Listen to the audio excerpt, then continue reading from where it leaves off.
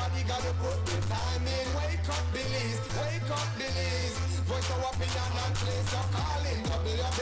Be yourself, see yourself. This is the show of people. Belize our hopes are to needless reason. Nobody feel about is the vibe we dealing. It's not a solution. Yeah. Respect, selfishness and cooperation. That's how we need to build a strong nation. We are the people to make the changes. We are the changes. WUB. And all the things that we feel happen and dark and blue skies. And nothing that people get victimized. Let's work together for better. We got to unite. Belize, yeah. Wake up, Belize. Wake up, Belize. Another day is here. Wake up, Belize. Wake up, Belize. We gotta keep moving. Na. Wake up, Belize. Wake up, Belize. Everybody gotta put the time in. Wake up, Belize. Wake up, Belize. Voice our opinion and place your calling. WUB. Get up, make every day count. Don't waste it, people. Do your part, play around, get where you need to. Look and tune in for work or in your vehicle. If you got a problem, pick up the phone. Why wait till the time calling? It's the show with no matter even if you're at home. Just call in. WUB. Wake up, Belize. Wake up, Belize. Another day is here. Wake up, Belize. Wake up, Belize. We gotta keep moving. Good morning and welcome to Creme FM and XTV's WB Wake Up Belize Morning Vibes on this Monday morning. It is the 17th of June 2024, 6:03 a.m. here in studios. My name is Numi Usher, and it is a pleasure to be here with you this morning. I hope you've had a restful weekend and are ready to take on this brand new week. Before we get into the Monday morning show, though, we have to give you the weather and the news. The news here is prepared by XTV and Creme FM's news desk, and the weather report is prepared by the National Meteorological Service. This morning, our forecaster is Francisca Wellington. Good morning. Moist and unstable conditions will continue to support cloudy skies today and tonight. Some showers, thunderstorms, and periods of rain will continue to affect the country, especially central and northern areas. Showers, rain, and thunderstorms will decrease during Tuesday, but a few more will develop during the night, especially along the coast. Winds today along the coast and over the open seas will blow from the east and southeast at 10 to 20 knots with higher gusts.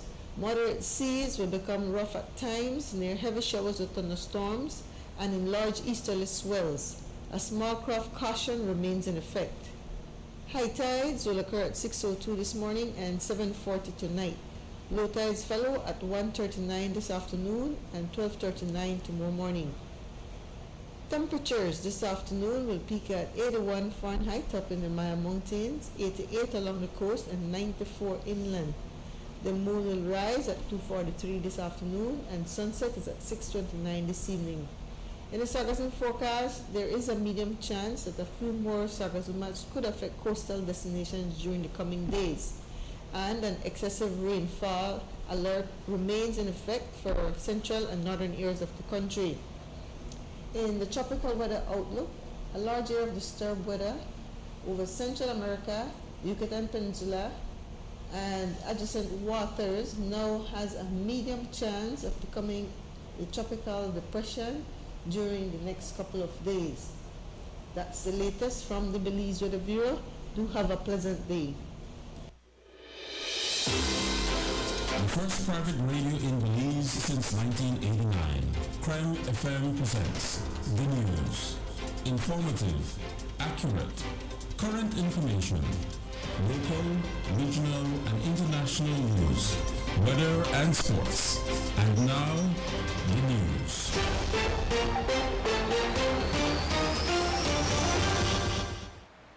There is big news coming out of the entertainment industry in the United States as Belizean-American actress Cara Young has won a Tony Award after a third consecutive nomination. She's the first black actress to receive this three-time consecutive nomination.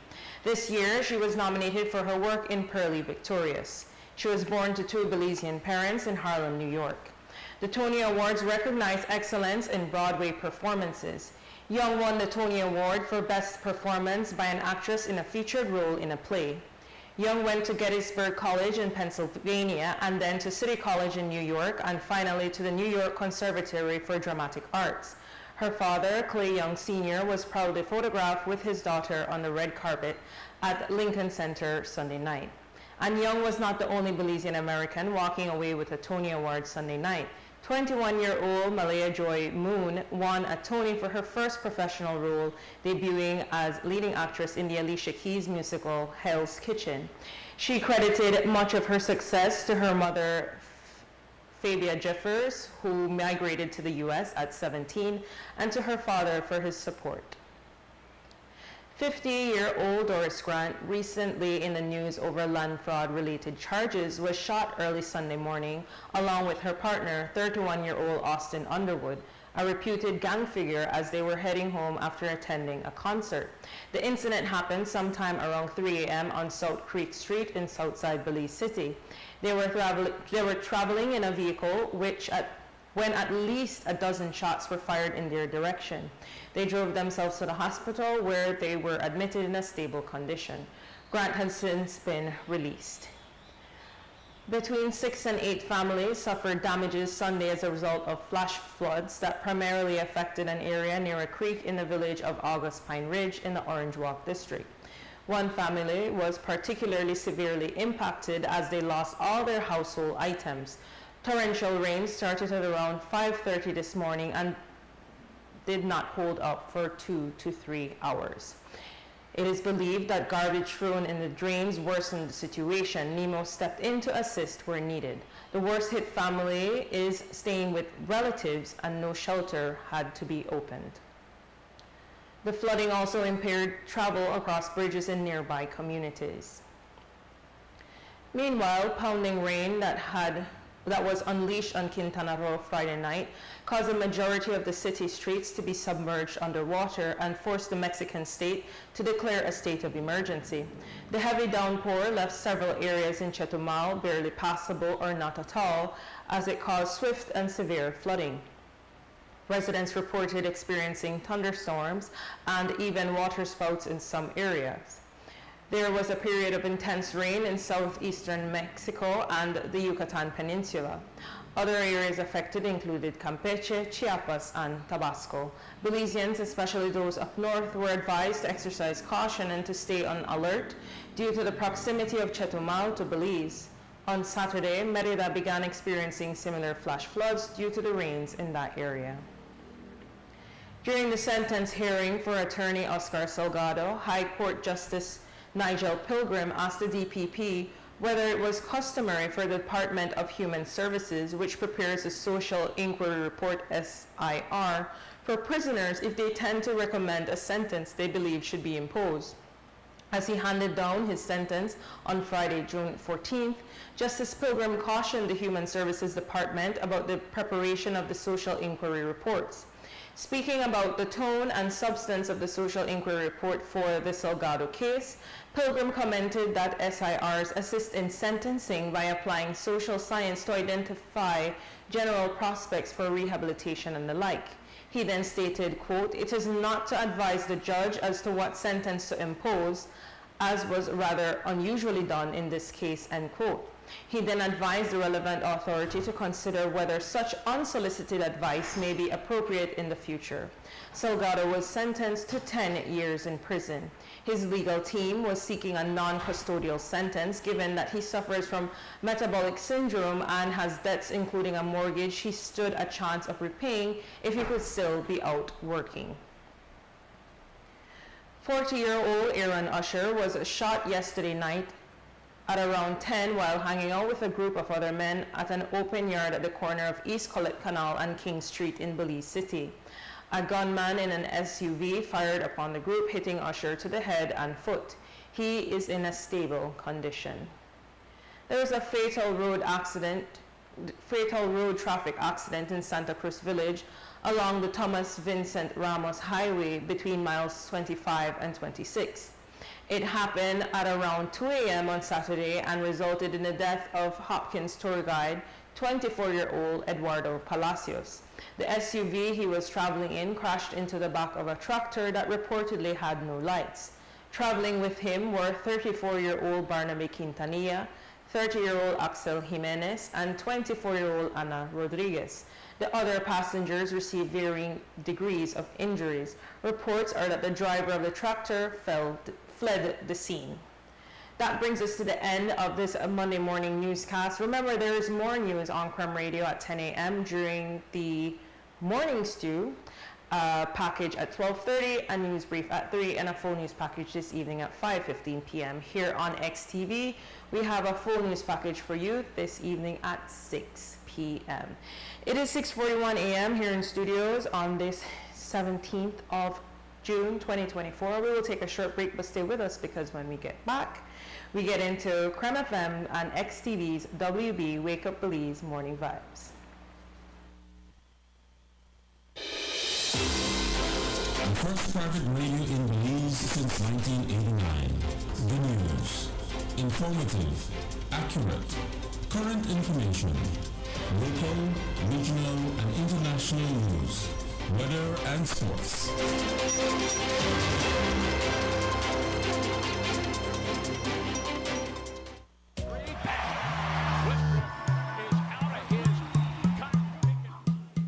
Babe, I'm going out to pay the water bill.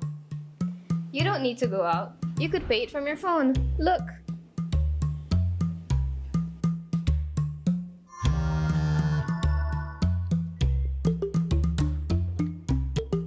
Babe, the credit card bill. I'll go pay it. You can also pay it with your phone.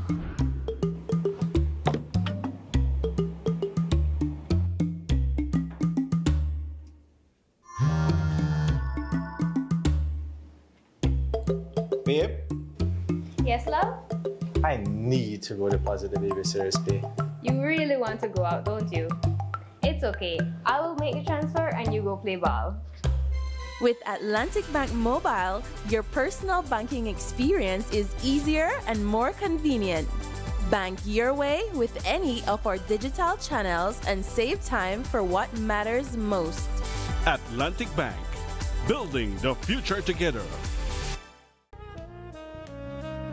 Amandala is now online. You can now access Amandala's midweek and weekend issues online by logging on to our website at amandala.com.bz/news and joining our membership portal today. There's 5 easy steps to get unlimited access to weekly e-paper, archive publications, and a host of other exclusive contents. Number 1, go to Amandala's website. Number 2, navigate to subscribed areas. Number 3, choose a membership level. Number 4, check out using our secured portal. Number 5, log into the members only section. Telephone numbers 501-280-4703 or 202-4477. Fax us at 501-222-4702, or you could email at amandalapress@yahoo.com or amandalapress@gmail.com. Amandala, all power to the people.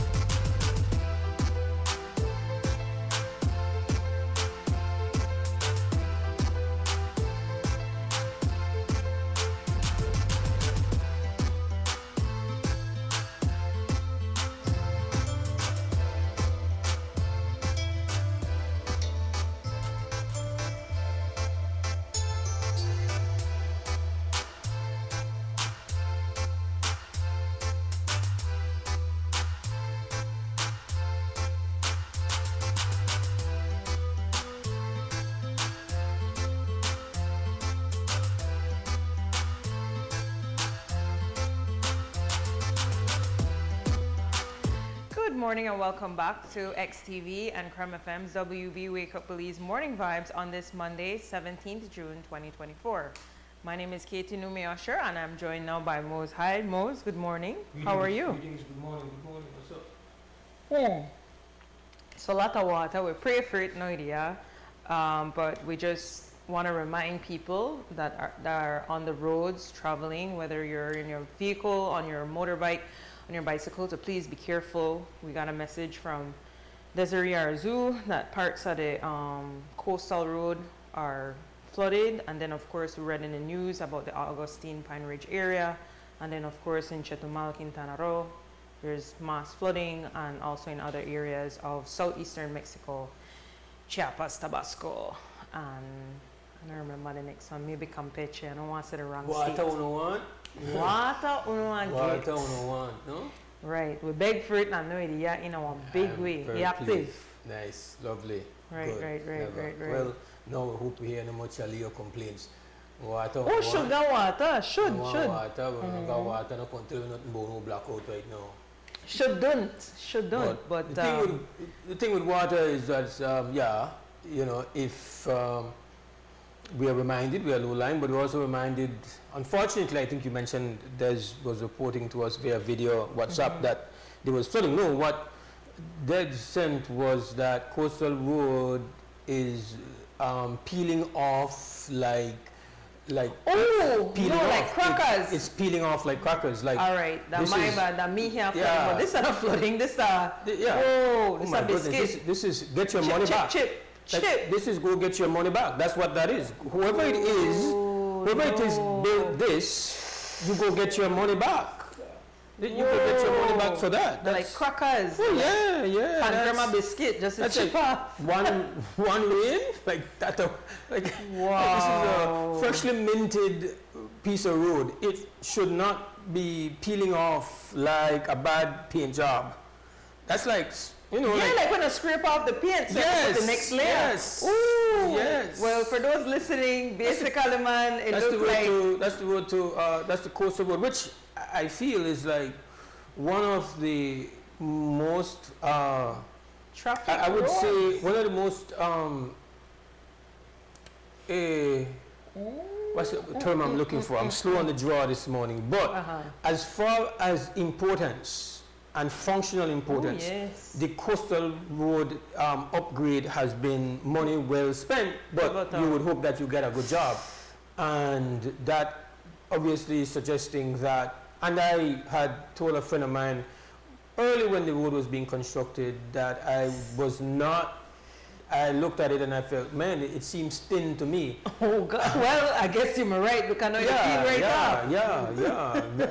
You know, it's like thin layer road. And so when I say that dry weather, that was fair weather. You know they all got fair weather friends. They look like that fair weather road. So when the weather nice, it's nice, but it look like you can't handle we understand. the pumping. We understand flooding.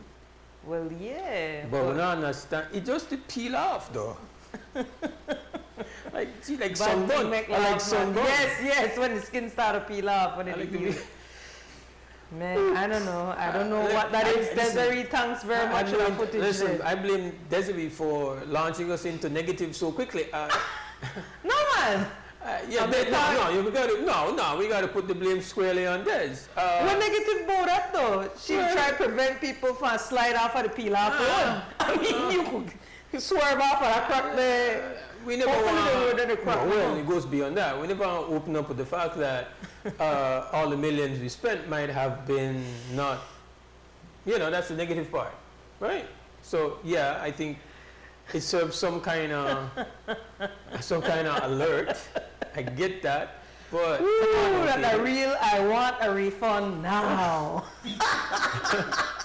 Can't get me a refund for that chip up road. Whoa. That rough. First of all, I will be real. I've never seen a road chip like that. I've never seen that. I know when I peel off paint, so I could paint the next layer. It looked like this, but I've never seen this. I've seen this happen after a couple of months, maybe. Wow. But for one rain, So what then do you think them paint on what slightly a tarp on top of the gravel or how would that I I'm no would I need to get the the Ministry of the engineer right the chief engineer the Ministry of of have one, you know. Right. Yeah, could explain what this would be or look like, you know, that why we have a soda biscuit highway over there, but you know. Straight soda biscuit. Yeah, straight soda biscuit. Yeah, I'm leaning on Katie's crackers for breakfast on the coastal road. That's how you look. But Carla, you are on the air. Please take off your monitoring device on it, your radio or TV. So we don't have that feedback, but you are live on the air. Go right ahead. Morning. Good morning. And I think the neighborhood thing is supposed to be certain inches off of the ground and then cut it so they cut the money. That's all happened. Yeah, surface, look on the surface, it look good, I think one on it. Nothing. And not that we only get $100. That's why I said taxation without citizenship is illegal. If they get a pay of tax and that's what we're going to get, but then we're not going to check some balance, nobody go on. What's that? Everybody say, we saw out and that. They told the party, then come in and think and take, I don't vote, try and take me for food. They want to do what they want to do anyway. So you put it la. Then no cable, what you say, then no have to be agent, now who want hustle, who want get, who want. That's all the thing, that's my 2 cents. 2 cents before 2 cents. Right, 2 cents before 2 cents. I feel you. I thank you for that, the man. So how we get shouted, then just inside and give you the full piece. All right, good. You're still here. No, they got out of conversation. People pass and he the hail people. I don't think we've mentioned the phone number though. The number for you to participate and you share whatever's going on with you is 280-5848. Again, that number is 280-5848. Yes. I wouldn't call that negativity. To me, that's realism, man. That's realism. Kate, Sister Kate, with love and respect. Right. Let us be honest. First thing in the morning, we are given the news that the road that soda biscuit, and especially because not all infrastructural projects are created equal, and in fact some have been downright squandering of the public purse just to create projects to uplift friends and connected. Right. But this one is extremely functional, and I'm sure for many, because of what it does, it bridges the south. Now, for me, if I have time on my hand, there is no way I take the coastal over the hummingbird because the hummingbird is therapeutic. Right. But if you're about business and you're about after a long day and you're trying to get, in case it's Parkcliffe is a southern commuter. Right. You need to hurry get that. You better get the Grega now, not tomorrow, not next day. You better get the Grega in Stomatic. Carla, you're back on the air. Yeah, back in. Why don't worry about this public work department? You know why? They will give me quotas and the contract and thing and the hustle and thing, but we sit down back and take that public work. Why work got up? Right. There are two things. If something the work, why not fix it? The thing the work, but that quota is a hustle. But they get like, my thing, when I say a rich hole, you know what I mean? A rich thief, I don't know, it's kind of confusing, but I guess that we have to do it and things get better. All right. Yeah. Yes, I. All right, so the man said we carried from public works to Ministry of Works to Ministry of Infrastructure Development and Housing. A duck by another name is still a duck, right? Right, that's the same thing. It's how it functions. Right. Carla, there you are. You're on the air. Good morning, guys. Good morning. Could you lower your... all right. We're getting feedback though. Yeah, like you have two versions that you... Right. Here we go. All right. Can you hear me now? Yeah, wherever they could have here, but we also hear like double of you. Okay. Yeah. One of the easiest ways to steal when it comes to infrastructure or foundational concrete is dealing with keeping square feet when it comes to roads and everything. I told myself about 4 months ago, if I was stealing money from the government, I would know how to do that by my keeping square feet on the road, because you may have a minimum depth for your concrete or your whatever they use, might be a 3-inch or a 4-inch minimum depth. As far as your thickness when it comes to doing a road, you know, so keeping square feet is still with your distance, your length, and your height. Your height is going to be the depth of the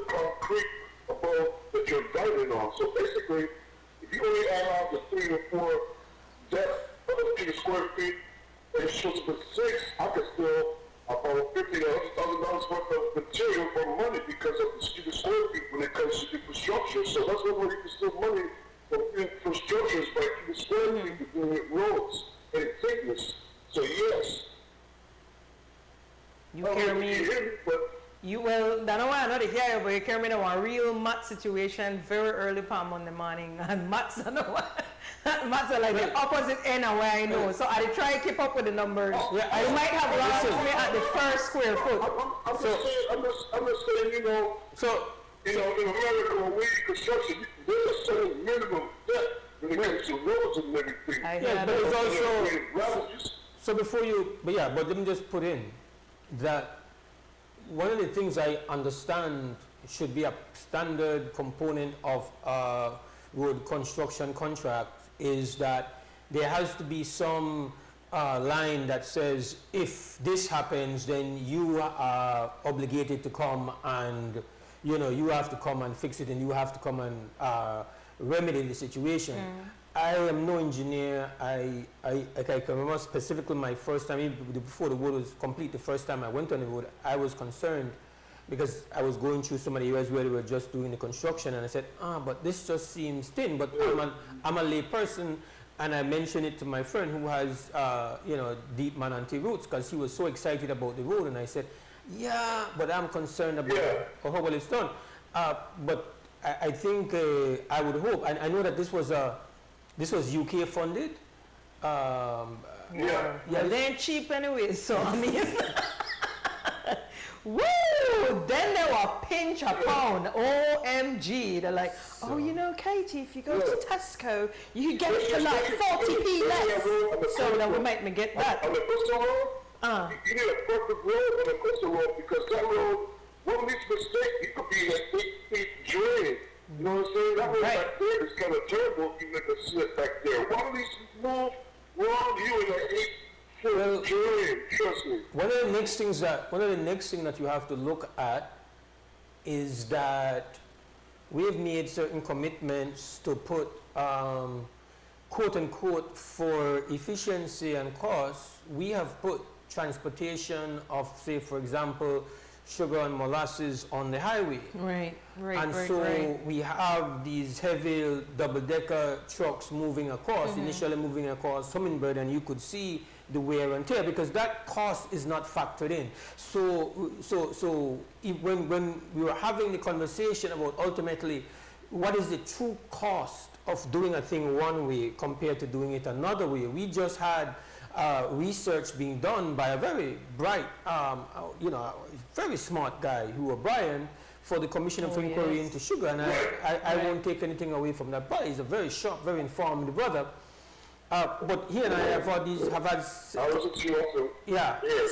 all right. Yes, ma'am. So I don't know if when they have factored in, when they've done their crunching of numbers, you factor, okay, what is going to be the impact on your road infrastructure of having this kind of weight traverse it over a period of time, and how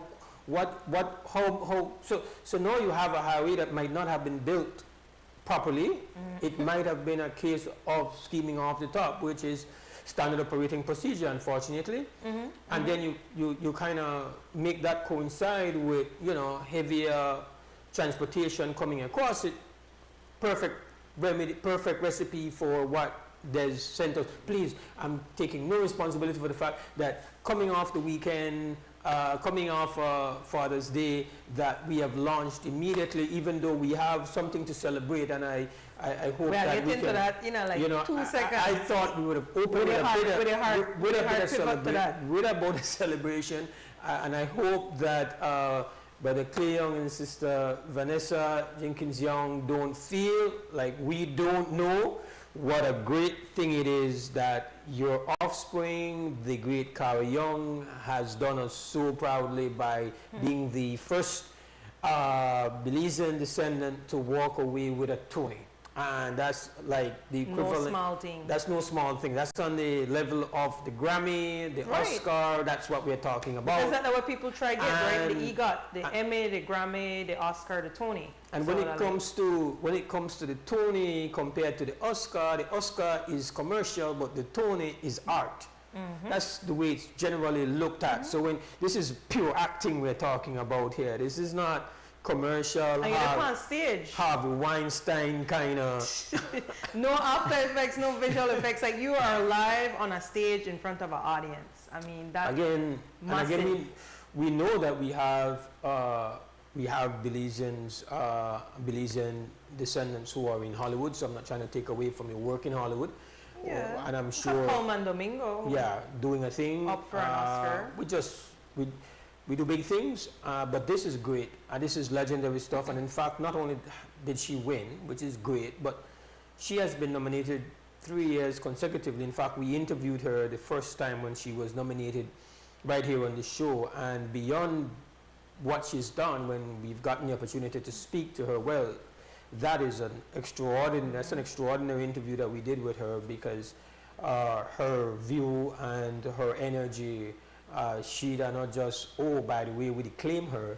She knows who she is. She knows who she is as, coming, that's a Belizean home. Anybody that has been in the company. Also she looks stunning. I mean, yeah. But anyone will know to say, trust me, the outfit, the silver hair, is that from last night?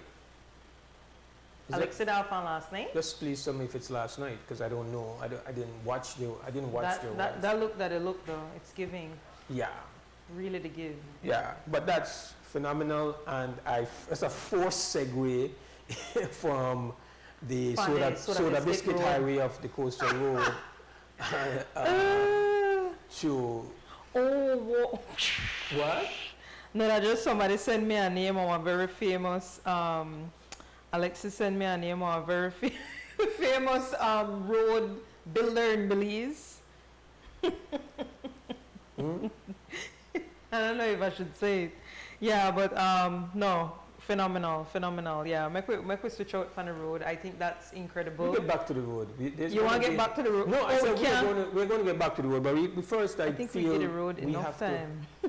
I think the road I take no blame for the show starting in that direction. I put it all at the feet of Mrs. Desiree Kane Arzu. Yes, that was the look from last night, because there is an interview with her 9 hours ago on YouTube, and yeah, she had on that olive green dress get up with the pearls and the silver pixie. Yeah, she'd win. I just had a feeling inside me. She'd win. I had a feeling inside me. Well done, Alexi. That she was going to get over the top this year. Well, they did there. Tony not small. I mean, as a stage actor, like this is a way to try get, right? This is a way to do it for. Not that the only reason we do it for, but it's very good to get that recognition for your hard work, Stage actors, people will do the set design, and this is what you want. You want your Tony. So, of course, huge congratulations to her. I think this is colossal. And I think we have to try to figure out. I think it's how we could tap into that. Maybe for Belizean actors. It's perfect for us as we enter the Diaspora Summit Week. Right. As a part of leading up to and dealing with the whole summit, which we are proud to be the home of the coverage of that event. I'm sure there will be other media, but we are the official home. So big up to yourself, flap it, do a thing. We'll be covering the event. Thanks to sponsorship coming away from the Belizean American Chamber of Commerce, who are sponsoring our tickets to be there. Thank you very much. Thanks, and to our sponsors who are making it possible for us to come directly from the event. That's later on in the week. But one of the things leading up to this event, I was able to have a conversation with Brother Bilal, which I will be featuring some, as a part of the leading up, which is on YouTube. You can check it on XTV YouTube. Then don't see it, man. Can they follow and then share, then like, they make all their family will live that. Cali know that, listen, if you're in LA County or surrounds, lead away for it this week. So I know they don't send it. So. One of the things that I spoke about with Bilal, and one of the rules that the diaspora has is kind of, it gives us an opportunity to have this. Like when you're doing when scientists do experiments, they have what they call the control. Right. And then they have the actual experiment. Right. And to an extent, the diaspora provides us with the experiment and we are the control here at home.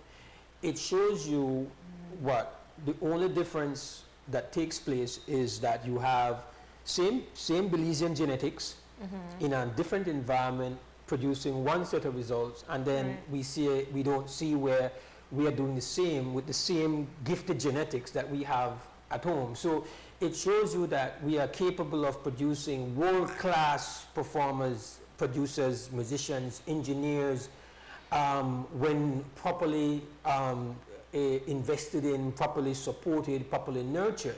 And so it makes you know for a fact that the problem here is not that somehow because you're here you have some kind of short-change genetics. That's not the way the creator works. So we have the same capacity to do these great things, and that then becomes a challenge and a responsibility to say, listen, the only excuse you have for not creating world-class people is that you have not been giving the attention and the nurturing and the support that you need to. And I don't mean that I don't mean not creating world-class as some kind of disparaging critique of someone who is gifted here in Belize. I'm saying that to become polished, to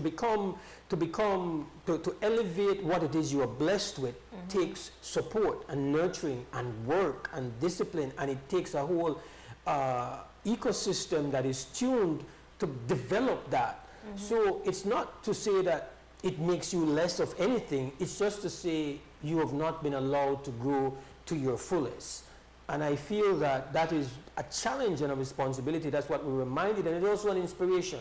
I think we should take the stories that we see often, whether it is, we have the likes, I look at Michael Hyde, brother of Stone Jam. I think he just posted over the weekend, I was in, I think it might have been Toronto or somewhere, playing for this world-class coming together of African performers, and he's right there in the middle of that as a professional musician, and this is what he does.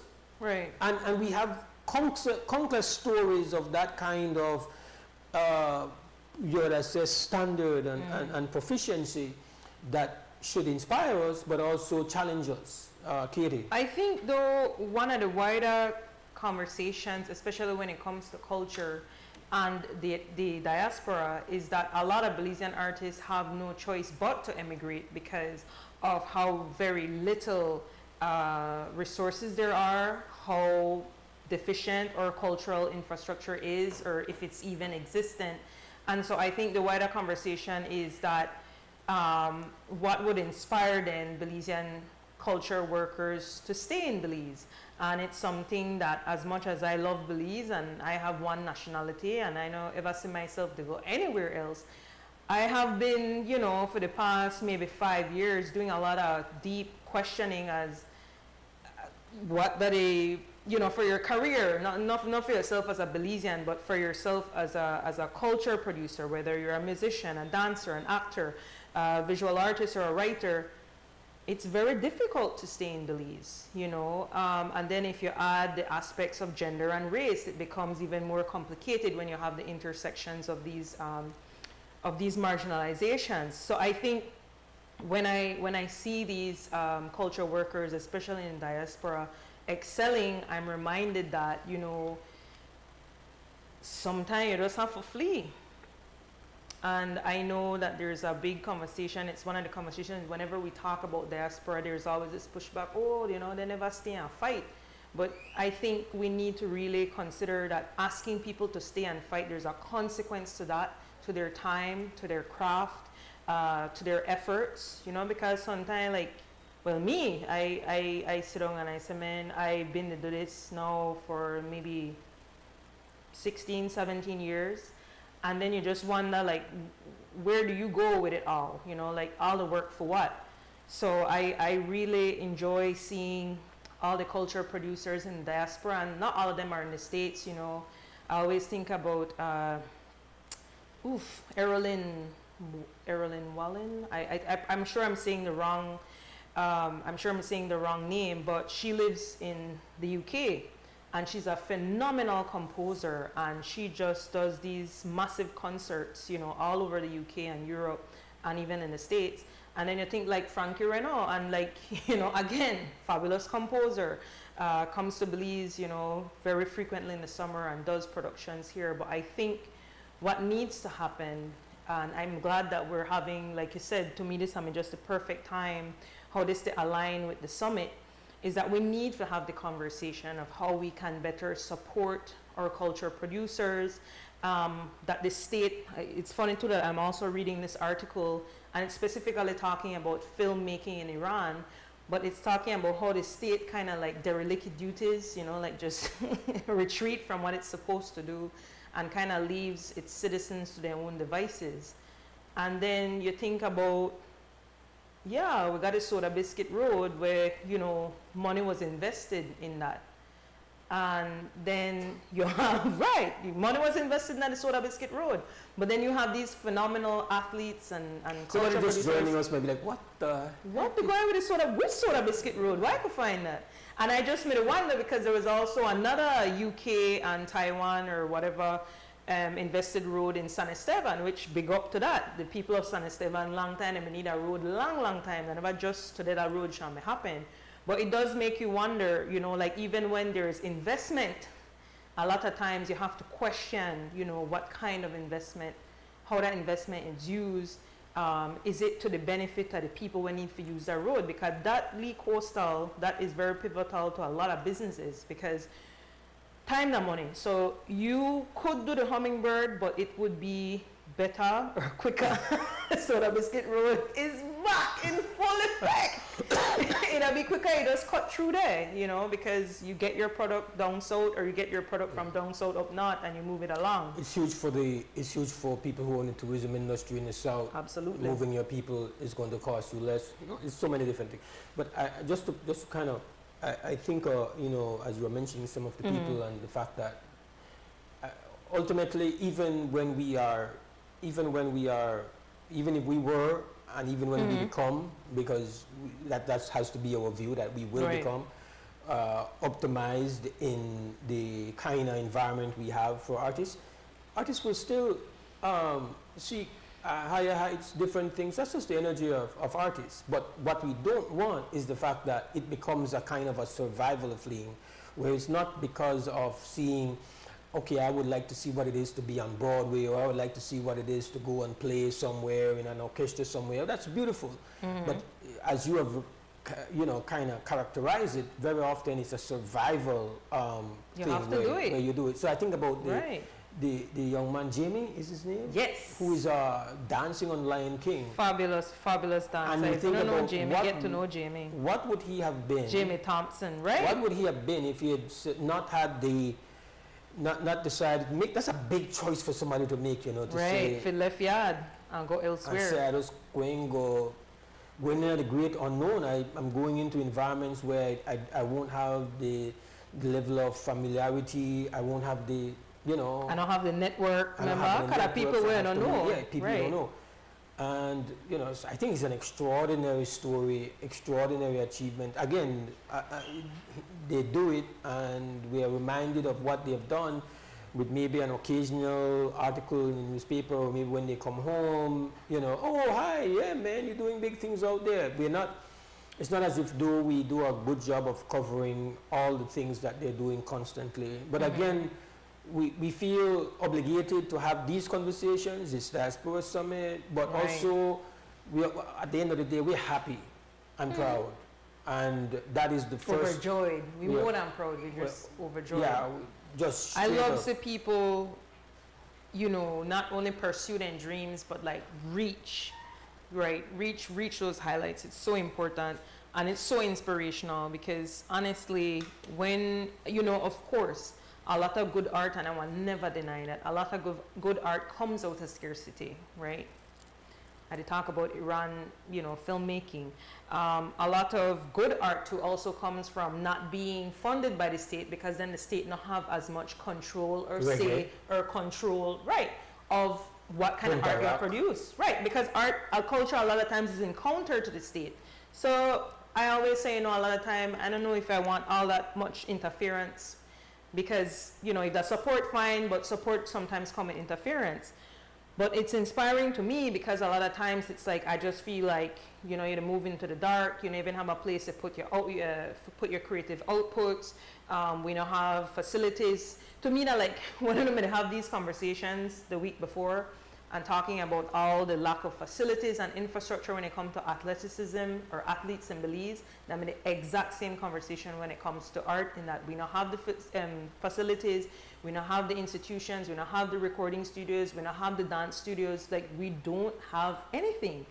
And then these things are not because of having a small GDP.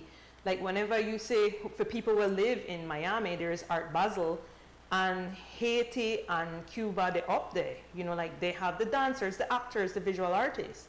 And there's a lot of scarcity. So like to your point, there's a lot of excellent art that comes out of scarcity. But when it's supposed to be scarce is support. When it's supposed to be scarce is providing platform. When it's supposed to be scarce is caring about your athletes and your culture workers and seeing how you could be of support. And support, and always they put money in a people's hand. A lot of times support is seeing how maybe you might know somebody, so you be the link, you network or whatever it is that you can in your small capacity or large capacity do is very important. So I really love when I see like the Coleman Domingos. And so I Googled her, and yes, her name is Erilyn Wallen. She's a fantastic composer, and she do like these huge, whether that's Scotland, England, she did all about do this amazing, like people are into like classical music, and I into that a lot. I listen to them. And she do a lot of experimental stuff. It's amazing to see them grow. Like you said, it's amazing to see what then could be, what that Belizean creativity could be when it's given a conducive environment, when it has support, when it has infrastructure, when it has the facilities. It's so important, One of the, as you mentioned, certain thing, you have to have belief and commitment, even if you have limited resources. You think about what Grace Primary has been with limited resources. But beautiful music program. But not funded. At all. So if you and when you talk to, in my conversations I've had, for example, with Carlos Perote, when he said, I have watched the news and I've seen students that passed through me that were special, and I see them on the street dead. So you understand what that is? That's extremely heavy. Do you understand what that is? So we don't know the cost of our negligence very often, because negligence doesn't show up at the scene of the crime in a way. Like negligence is a serial killer. That he's killing, but it's hard to catch. It's hard to, because they're so stealth. So that's what negligence is. It's like your optimal, your most efficient serial killer. You have no traces left on the scene, but negligence is often responsible for why you have people. And it's like we spoke to the poem, The Dream Deferred by Langston Hughes. Yeah, we spoke to that. We actually read it out. But we're here to say that it's not always that it's based on how grand a thing you build. You can build a $40 million basketball stadium in the New Civic Center, but if you've not built a commitment within yourself that you are going to be about getting our children nurtured early, consistently, in a committed way, that serves no purpose. Ultimately, they can't even access it because the cost of accessing, it's really about where it is your commitment. We think about, and there are certain things that, as you've mentioned, that scarcity forces, they say necessity is the mother of invention. And is. And trust people, me. and we have countless stories of people making something out of nothing. It's the history of hip hop, it's the history of reggae. But still, there had to be fundamental components. So you cannot produce a drummer, say for example, like Mr. Barrett of the Wailers. You don't produce it if there was not access to learning that. There's certain things where for you to hone skills, develop skills, you know, some walk in and say, oh, we need a drummer, and somebody say, well, make I see what I could do. They have to be somewhere these people are introduced to musicianship, even in the most rudimentary type of environments. You know, when you talk to Lord Wayburn, we party learn for beat the bongos. That was a hub. That's a critical part of a healthy ecosystem. And when you see that falling apart, very often it is out of negligence rather than because remember we don't got millions to spend on it. We have so many children that might be gifted. You know, some people are just they just got it like that, born with that. Like you know, it's like, you know, some people are gifted in different things, right? You think about I've met like somebody who found the keyboard at age 18 for the first time, and just start to play. No know nothing about music, no know to read music, and then in a short period of time, they're able to make songs come out of that keyboard that sound really good. But there's a limitation because not having that, not having that background, not having that nurturing, not having a chance to say, well, take music classes or at any point in time, while they will become really good, they're gifted and before long then they start make melodies out of that, whatever. And some are able to become very deliberate and start to teach themselves. This is not the ideal. The ideal is that we have children having access to acquaint themselves, to learn the keyboard, learn that, and then to know that they love it, and then to develop and become all they can be. And what I think Katie is referring to is the absence of an environment that in any way or form ever either introduces or encourages or supports the development of that. And very often it's outside of that they become what they become, whether in music or art or performative arts. And some of these fine arts require early introduction. That's just life. That's what he said. But I will say, Palotis School of Music and Gina Scott, they literally have Belize music panning back in a lot of ways as far as training the children and adult musicians of Belize. I think I will always thank you for the phenomenal work that you do, because and every time I've gone to a recital that they've done, brilliant, you know. So I would encourage, you know, I know people think that I have a bitterness towards the National Institute of Culture and History, and honestly the way they've treated me over the past 16 or 17 years of my career, I would be well in my right for having a bitterness towards them, which I don't. But I would encourage them to see how you can support these efforts. Not because Gina to do it by herself means to say that she should be doing it by herself. You understand what I'm saying? I'm a little biased when it comes to Gina? Yes. You should, true? I'm a little bit biased. Right? Yeah. You should, man. She's the boss. She is the boss. Good morning, Gina. Can we go now to we should. Oh yes, thank you 4 Point Security for sponsoring our 2 Cents Cam. We really appreciate the support. So we'll have 2 Cents Cam, we'll have a break, and we'll be right back. Stay with us.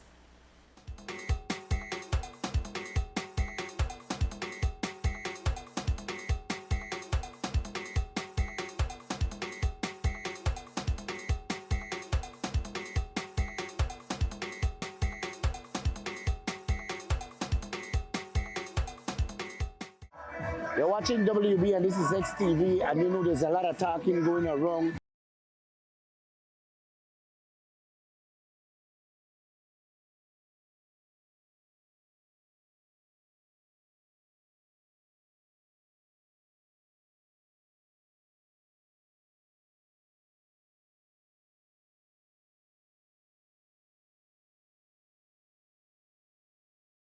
Change the kind of route. What are your 2 cents, man? Well, the last thing that was sent out to the band, the various different bands that I was knowledgeable of, you're referring to the route being changed to Princess Margaret Drive.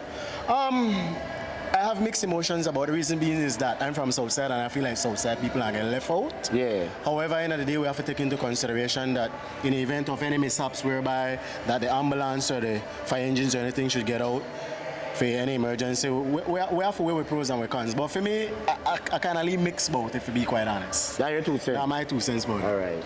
How you feel about it now? I don't feel more about it.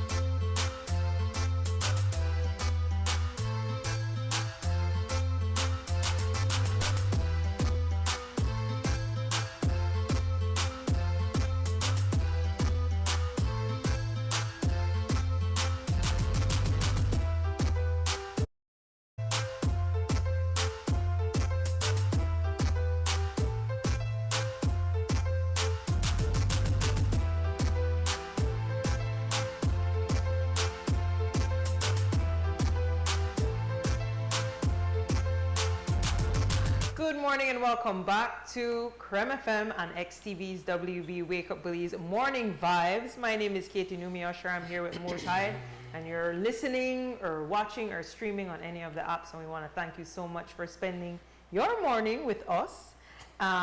What purveyors of early morning negativity? I don't think that. I am simply a conduit for somebody else's early morning negativity. No man. I put it by your days, no? That's that you are the early morning realism, early morning, this is how they go on through the coastal. I mean, you know, I know we gonna broke the road, so the road broke up. The road just, the peel. It's peeling. Like somebody take the lead scraper and just deal with the road, you know? So some gorilla glue. That's it. I said, huh? How tile broke? Right. Chippy. Chippy.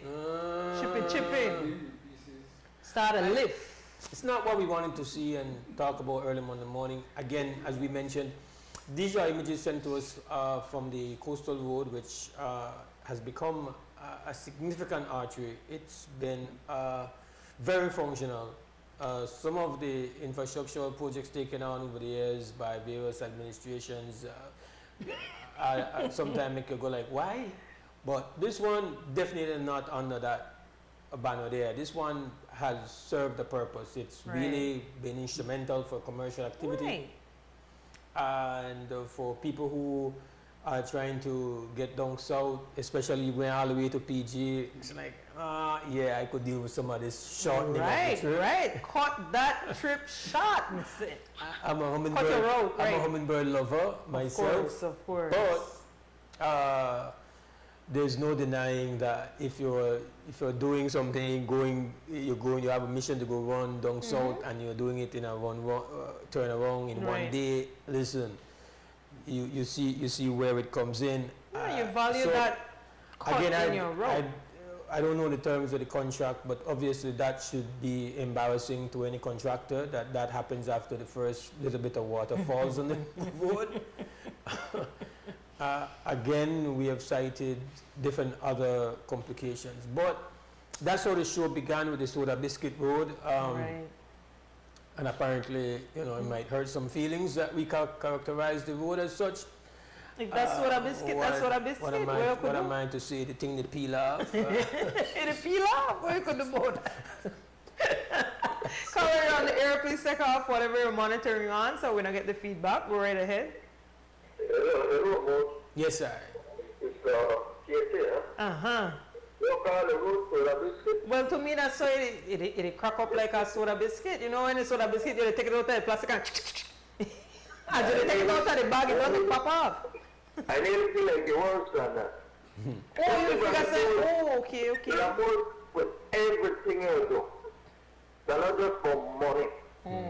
You have to love what you're doing in life. You have to have passion for what you do. That's how I live my life, how I do my job. You actually should have a passion. You should have a passion for your reputation. That too. Definitely. A lot of these people, they don't care. They're not for getting it done, get the money. They don't got other individuals who are telling, boy, this thing will be $50. You can't make it be 30, man. But I tell you, no, if I cut down for this thing, you don't have problem. So you're right, you have to make somebody else do it. Right. If you want to try cut cars, this is the thing where I catch you doing. You'll take the lick.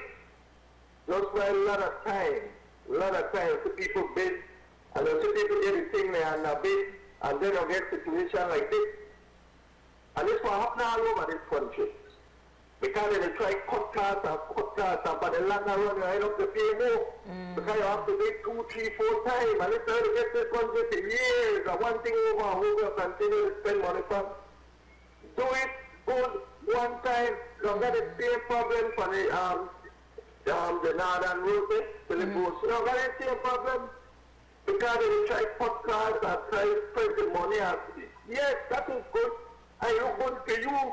But then at the taxpayers will take it because you're way back over this thing again. Right. Spend the money back to the thing good one time. You always never had it to give in a market 2, 3 times. This is a market trip. And we pay the cut card. What's that? What's that? That's disgraceful. I got through the coastal road. I only go 4 or 5 times. I feel good. You know, reach some spot quicker. I left Hopkins, so I got a Hopkins. Okay. I get there quick. Right. But then disgraceful and so what happened. So whether I don't know. You know, you finger the pipe that I want it, I didn't get it, and I was not finger my pipe for the news. That's not the news. You hear them go on like pick it. But when the grand opening, the dead at the open, grand opening, everybody line up. That is drummers, everybody, everything nice. When I hear the problem, no fingers on start to say. Right. But listen to me. Do the thing one time. You know, our country, we can't afford to go over, thing over. Right. You have to make progress. You can't go back there. Absolutely. So listen to the news, was the thing at the start of fight. Well, forget the pointing. What is required here is that who do it better go back, go do it properly and fix and remedy when it needs to be remedied. I think there are standard contracts now when you're doing work, get it done. And you know, you have to give credit where credit due. You have some contractors when they do it, put that same result. So, but again, I think the way our contracts are set up is that sometimes you don't get your full money till after a while. You got one clause, you only go hope that clause get it better. Because otherwise, who pays, right? I love the couple cards, Mose, well, like, so far, no? To John Smith Road, that piece of road, that's not a bad road. That's not a bad road. I got you there plenty too, that's not a bad road. You know, they broke on, but I don't use that road there. I don't know about its functionality.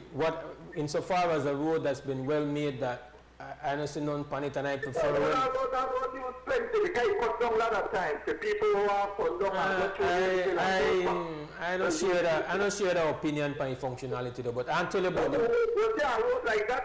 You see a road like that? Road, if anything happen for any other road, you could get through. You could cut through there. You see that's the way important.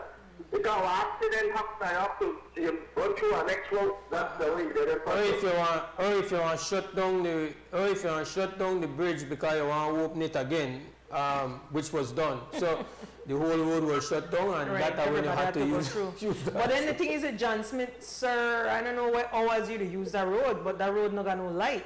So I was very alarmed when I see that then deviate the traffic through John Smith Road, kind of like, so people are using headlight for visibility.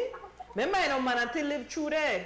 No Manatee, sorry. Manatee there in the river, but Tapir. I know why I was confused, Tapir and Manatee. That's not a wild thing I always do. But Tapir live through there. When I does walk there, right? People call it, they call it murder road and all kind of thing. But I just walk there in the morning. And you always see them young Tapir. So like, I don't think it's safe to make you have a whole stretch of road without light. They're like, so what happened? That just vibes, that just road, no light? I think John Smith, that one good. Sister Katie, concern is important, both. No light. Light up the road. No light, not upon a road. I think because if you go there 4 o'clock in the morning, no light is on the road. You could ask any believer. Especially since John Smith, more on gym. Now on gym, but you don't got no light. Now on gym, that's for runners, walkers, and riders. But listen, you don't got no light. The fact is that we live in 2024. We've been burnt before, and now we are finding out whether or not how we are going to remedy it, or whether or not we're going to pack it again, like the stretch of road in between Belize and Halova, where we have gone into pocket maybe 5 or 6 times. Every time. And so, I mean, 5 or 6 times. Rather like how you put it, if we may spend, let's say, money one time. 1 eye water. Instead of we got 1 eye water and do the thing the right way, it may be more costly, but ultimately, it may do good. Rather than play it 5 times, that's like one big tune. We play it 5 or 6 times, money pull up on a road there every time. So, drop your wallet one next time. No, that one day I know soda biscuit. That one day I sink hole. So yeah, I want that extra sink. Every time I say it go down. Yeah, and wave. How low can you go? Wave and how low can you go? That at least stretch that. We don't know what the stretch over the top. Right? But go ahead, Bridget. Another concern we have to worry about. Over the culture of development, there's a lot of place to get full of. Right. A lot of place that will run off the water. So when we pull all these areas now, what do you want to say? That is a good question. Right. But then you don't know run out for water. And no then drain. you have no big culvert. So what do you want to say? And you are very right. One thing I want to say about the coastal road, they paid attention to culverts. So there's a lot of culverts that have been put in there, like significant culverts. And given that, I would have said that there was no shortage of culverts. Now, I don't know how strong the culverts, but they put them in. I am worried though, as I think anybody that was the culvert they gone. I hope the culvert. Please don't tell me that was the culvert they peel up too. No, that culvert. That one culvert. Okay, I take back everything I do since about the culvert. Now we have to worry about the culvert now, birds. I mean think that. Yes, all right. Thanks so much. No, but watch down there. Watch a beautiful, you understand? Streamlet or rivulet. Listen, this is where we need the hydrology engineer, which I think Belize has one or a few. And I have that same concern what the caller have. So I live in Vista Del Mar. Taking that name literally, Vista Del Mar. I want it right front of the sea. So when they're going to chop down all of the mangrove forests so they could right on the water. So we have seen, we had it with Earl and we had it again with Lisa. When the hurricane time, the water does so well, lean back because me no got nothing where to stop me. So the water just rush right in and you have these huge surges. And like he says, on top of the fact that we have cut down the mangrove where and keeps on our water out, we have now also been filling these areas where the water could run off too. So the water just stays stagnant and we got mosquito. All right, you're on the air, caller. Go right ahead. My name is Kate Numi. Good morning. I try not calling, but on a pull me tongue. They have one Channel 7 news story from July 7, 2023 with the Imer for the win. It's a public knowledge, so I'll share it. And it said Imer Hernandez, and they go into this whole backstory of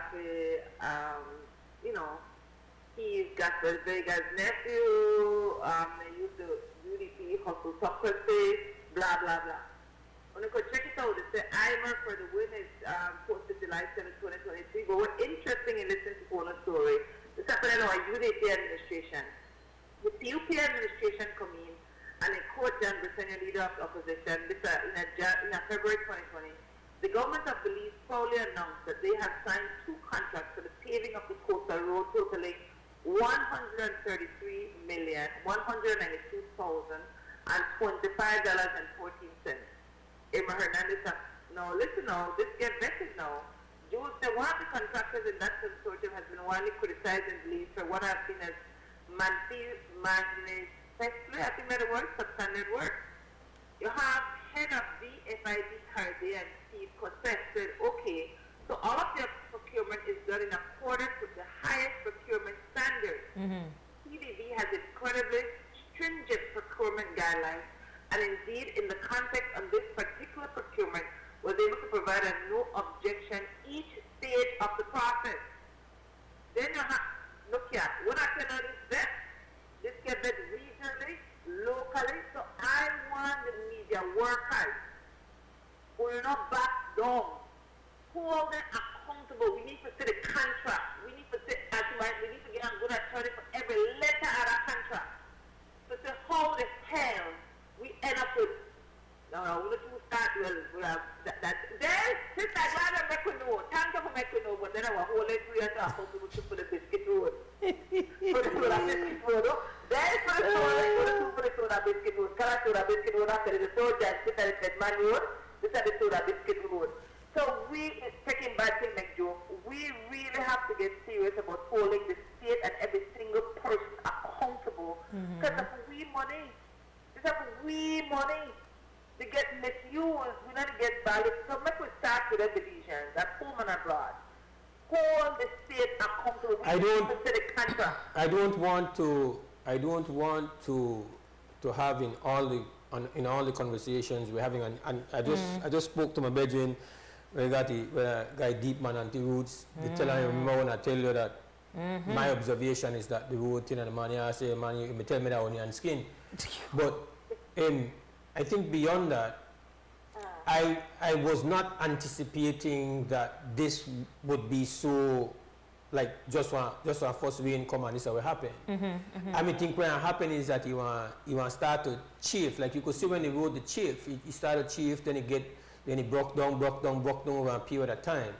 So that to me bring up some other questions where we can't ignore either.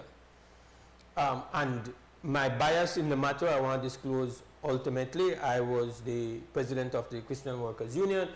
I represented stevedores in the waterfront and the whole conversation about moving sugar down to Big Creek.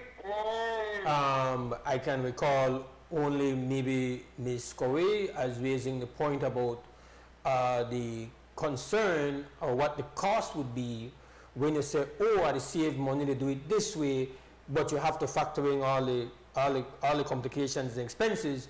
I think also Will has mentioned the impact on the highway because for example, the impact on the Southern Highway of moving the oil out of Spanish Lookout down to Big Creek, again, something that is hardly ever documented. In fact, they had to do a bunch of rehab work on the Hummingbird Highway. I don't know if you remember that. There's a lot of work that had to be done on the Hummingbird, but the Southern Highway is, you could say, take a lick.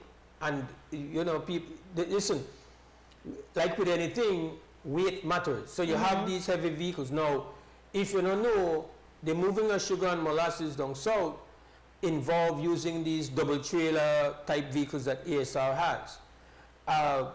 Again, they don't want to talk about that, but they have to factor in the impact that will have on all the highways that it traverses and the shortening of the life of these roads before they're going to need repair, and ultimately we pay the repair. So is it really that you're saving money, or what you're doing is that you're transferring costs? And what you have done is transfer the cost of a private company onto the backs of the taxpayers, I believe, because they're the ones who will have to foot the bill. So while it might seem like nobody will even mention that right now, they're going to talk about the contractor, they're going to talk about we also have to look at it deeper. This is part of this is a part of the consequences that we face when we make certain choices. And again, there's Hugh O'Brien just did an analysis with the Commission of Inquiry as a part of that, looking at the sugar costs that have been put on the farmers there, and essentially has made a case that ASR is justified and that they're saving money and blah, blah, blah, blah, blah. And I have great respect for Hugh O'Brien.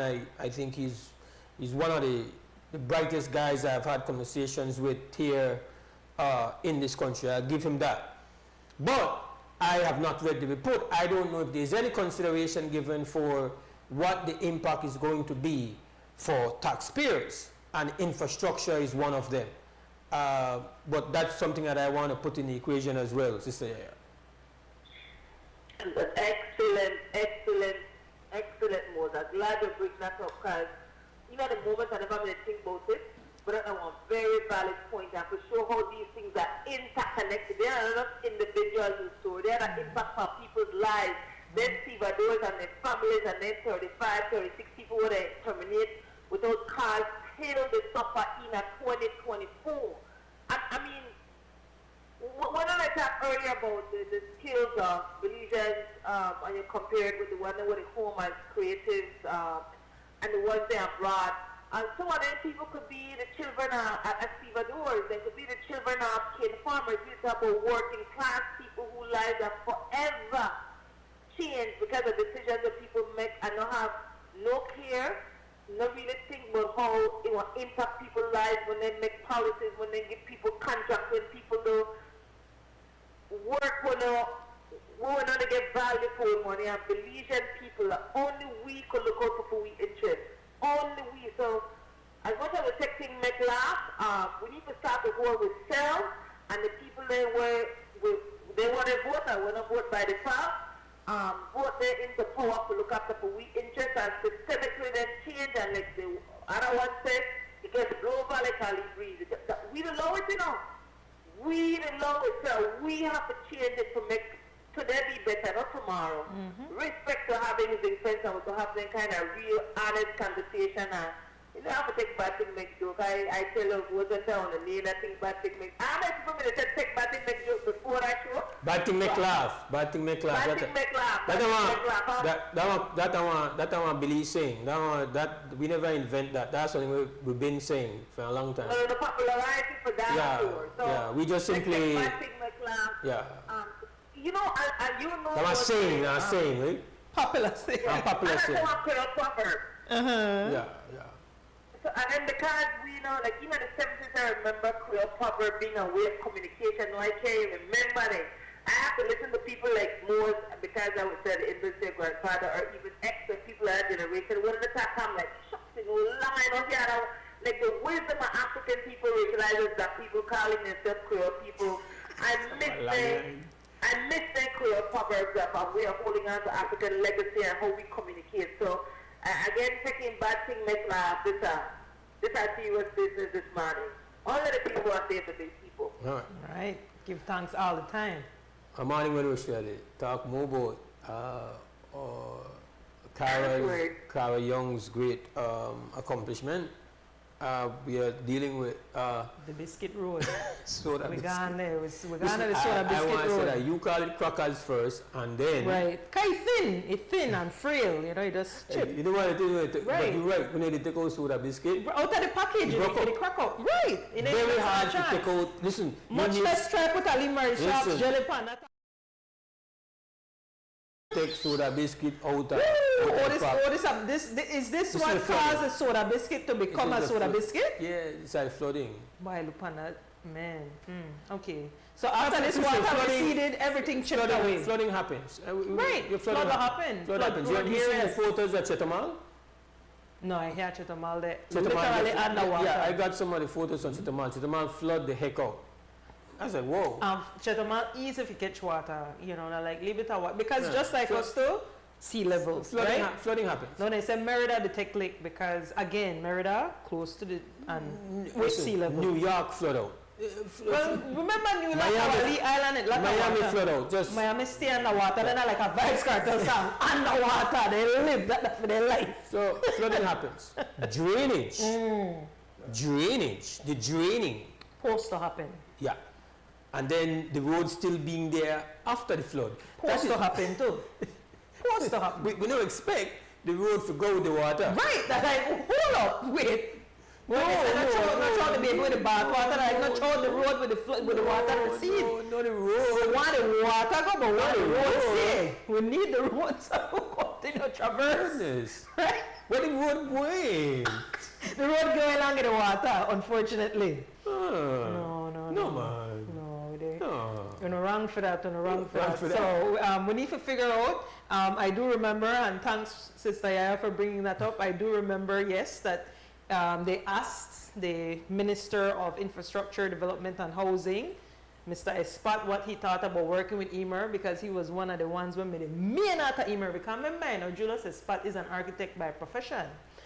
So the man say, what? That who they work with, and then the government at the time, Eamon Courtney and John Briseno, never happy with how CDB and the UK, then so they endorsed this road. And in that same article, Jules asked the man, if this would have been a standard road in the UK, no, you'd lied to it because I don't know, but only they have their soda biscuit road. So the UK stand behind it. They stand behind it. 10 toes behind it. 10 toes behind the soda biscuit road, man.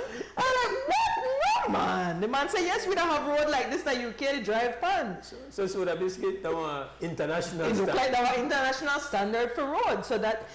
You say we have a wider problem. You have this CDB, whether the Caribbean Development Bank, this good, right? This good, man. We endorse this road. And I know that one of the things with the Caribbean Development Bank, which is also, I think, part of the rehabilitation of the road between Halover and Ladyville Sand Hill there, one of the standards that they had was that it had to be climate change, it had to factor in climate change. Right.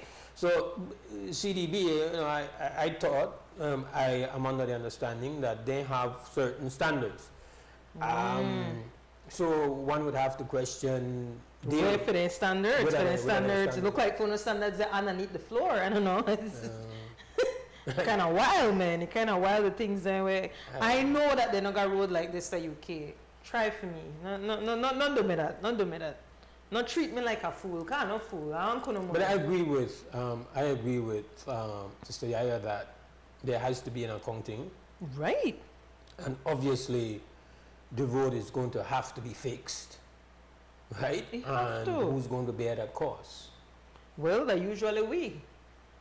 That's not them. That's the way. Always we. That's the way they don't mind that the road, so this road 2023 or whatever, nice. They had the champagne flutes and they had the drumming. Give thanks for that. A couple drummers get what they pay for the day. I love when cultural workers get what slighters. Because we barely get what slighters. But man, you understand what I said? After we have a champagne flute, have a drumming, look like the thing we must swallow the water. What if Manantini, what's the name of our brother? Yeah. Young?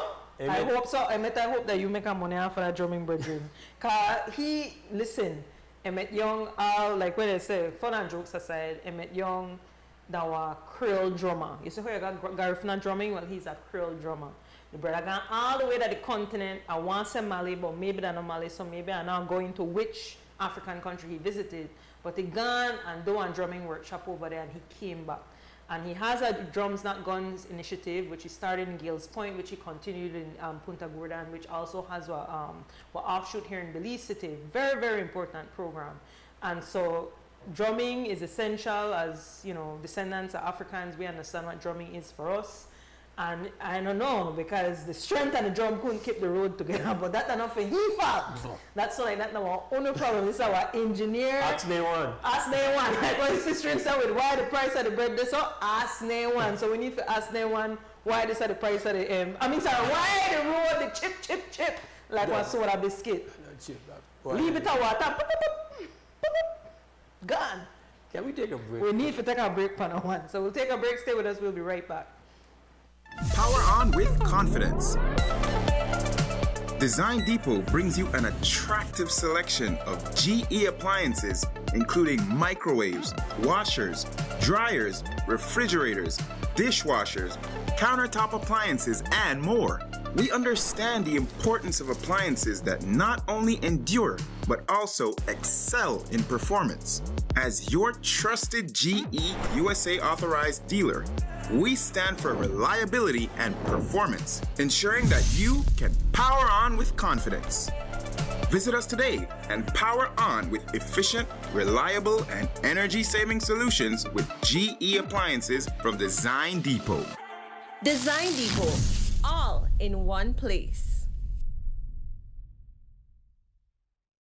Belizeans all around the planet Earth, this is a roll call for all Belizeans living abroad. In a world that is becoming more uncertain and unstable, children and descendants of the Belizean soil must find common ground and align. Mark the date and make your plans. June 19th to June 22nd, 2024 at the Marriott Airport Hotel, Los Angeles, California. It's the historic first ever Belize Diaspora Summit. This summit will feature panel discussions featuring leading diaspora leaders and achievers. The Belize America Chamber of Commerce will host its annual business forum. There is a special delegation from the Ministry of Natural Resources to facilitate land queries for those in the diaspora, and a grand gala event to cap the Belize Diaspora Summit 2024. For registration and for more details, email info@BelizeDiasporaSummit.com or BIF 2024 California.eventbrite.com. Upcoming enhancements to My Social Security. The new healthcare provider feature seamlessly connects healthcare providers, insured persons, and employers to facilitate the payment of sickness benefits. Here are the enhancements. Registered healthcare providers will create and submit online medical certificates using their healthcare provider accounts. Insured persons will receive a link to view the medical certificate to complete and submit their sickness benefit claim. And employers will receive an email notification of their employee's sickness claim. Also, the insured person and their employer will receive a copy of the claim decision letter after review. Healthcare providers, insured persons, and employers are encouraged to create a portal account to access and benefit from these new services on My Social Security at ssbportal.org.bz. My Social Security online portal. Social Security at your fingertips.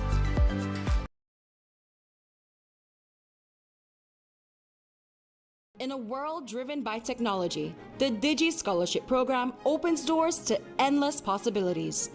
Welcome to the Digi Scholarship Program, where dreams meet innovation and knowledge transforms into action.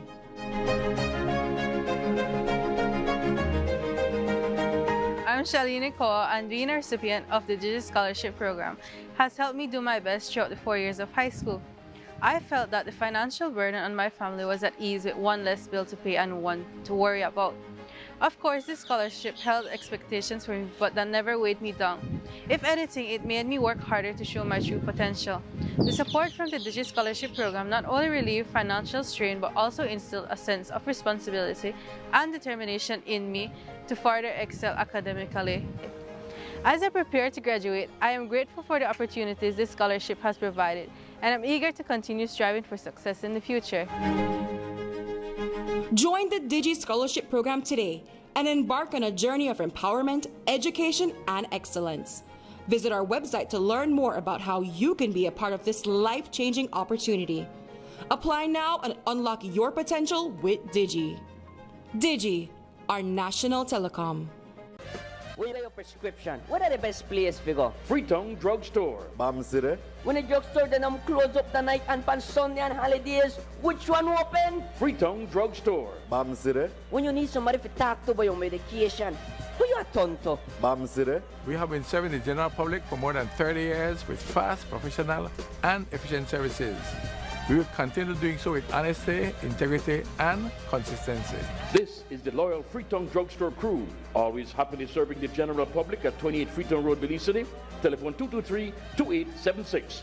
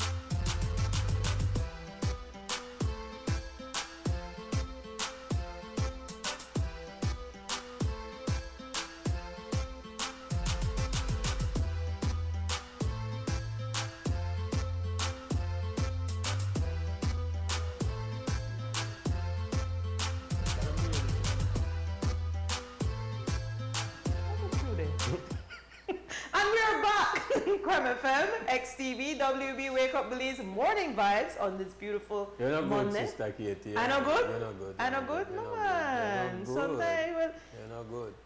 the truth is a part of life. I saw, I constantly go back to the article I read because it said how the man said lies is necessary to truth. And I said, man, I don't want no Belizean politician get hold of why they read because they want to carry that to the hilt. That lies are essential to truth because, man, I want to explain to you what exactly transpired through the Lee Road there. And I guess we need to have a representative from the CDB and the DICD Caribbean to explain to you because they said this was to the highest standard. So if the highest standard known that soda biscuit, then it looked like we're really, really in a problem. Because I don't want to say the low standard. If that's the highest, then what are the lowest? But the number for you to participate in this morning's conversation is 2805848. Again, 2805848. So we are no strangers to poorly done jobs, poorly done construction jobs, poorly done bridges, poorly done roads, poorly done buildings. We are no strangers to those. We are no strangers to things being done in a way so that people could make more off of the top. I think what is extremely, what is unique about this situation is the fact that you had a very maligned construction company caught up in the PUP, UDP back and forth that apparently still got work and to finish off a road that was by the time they get clearance, that we was stay with that guy. That was funded by what they call IFIs. Right. And one of the things where, generally speaking, where you expect when you have IFIs, which is, you're talking about your CDBs or your World Banks or whatever, is that then these agencies you generally feel are going to have in place standards and procedures that protect us. So generally you think about funding coming from these agencies as have a built-in protection for the interests of taxpayers. Right. So what is unique here is you have a situation where that process has failed us.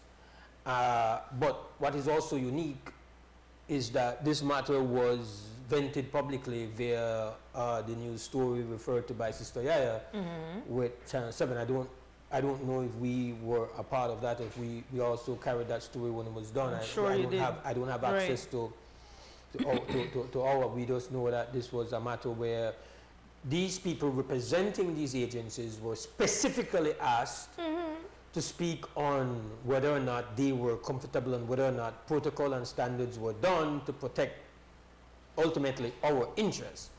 And now based on what we have seen that was mass distributed by a colleague of ours, she said, the Monday morning, because then, it's what a biscuit finish. For your consideration, like when they... Right. For your consideration, for your kind consideration. For your consideration. Not for, I think when they have like, back in the days when I used to like, the link bootleg movies, very often you know that I'm a bootleg movie because I begin with, somehow they used to get the movie when they put for, when it was sent for make you examine for awards. So that I will probably movie me to get bootleg. There was a breach.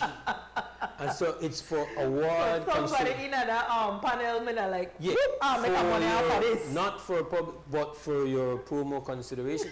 So that was how it was shared with us. The fact is that the image confirms that there's definitely some standards issues with this highway. I didn't know the total amount of money that was spent on the highway. It's in the vicinity of 100 million or over 100 million. Right. So we're not talking about chump change. 133,192,025 and 14 cents. I don't know what the 14 cents are. I don't know what the interest rates are on the funding that was provided, I would argue that a well-done coastal road over a very short period of time will save you a lot of money. If you just consider the amount of fuel, just think about the fuel that is saved, fuel which is a major foreign exchange burner for us. Right. So you're talking about a road that as a no-brainer. And so you can't question the wisdom in deciding to do this road. This road was needed. It needed to be upgraded. And so you think about the cost, $130 million. I would argue that it's $130 million well spent. If, and here's the big if, a very low threshold in you ask me, that the road no wash away and peel off when it rains. Shouldn't. Since we live in a part of the world where, yes, this is not the Sahara, this is not the Middle East, it rains. Water is not a problem. It does rain, which is good, because we just the other day with the rain dance, with the big rain dance, and we do all kind of thing, people they check their which doctor, they try to figure out how we get the water for drop, because Chalio said they need water, BL said they need water, the farmers they need water, my goodness, my plants may need water, so I'm going to do some of the rain dancing, so we're happy for the rain. Real rain finally come, no water hose rain, we're talking about real thunder and lightning and rain enough that, hey, listen, you go sleep on clouds there, and when you wake up in the morning, clouds still there, no, that's a real rain. Not knowing that the real rain will bring another nightmare to, where it's called Chippy. Soda Biscuit Highway for your consideration. But Carla, you're the boat. Go right ahead, you're on the air. Yes, hello, good morning. Good morning. Good morning.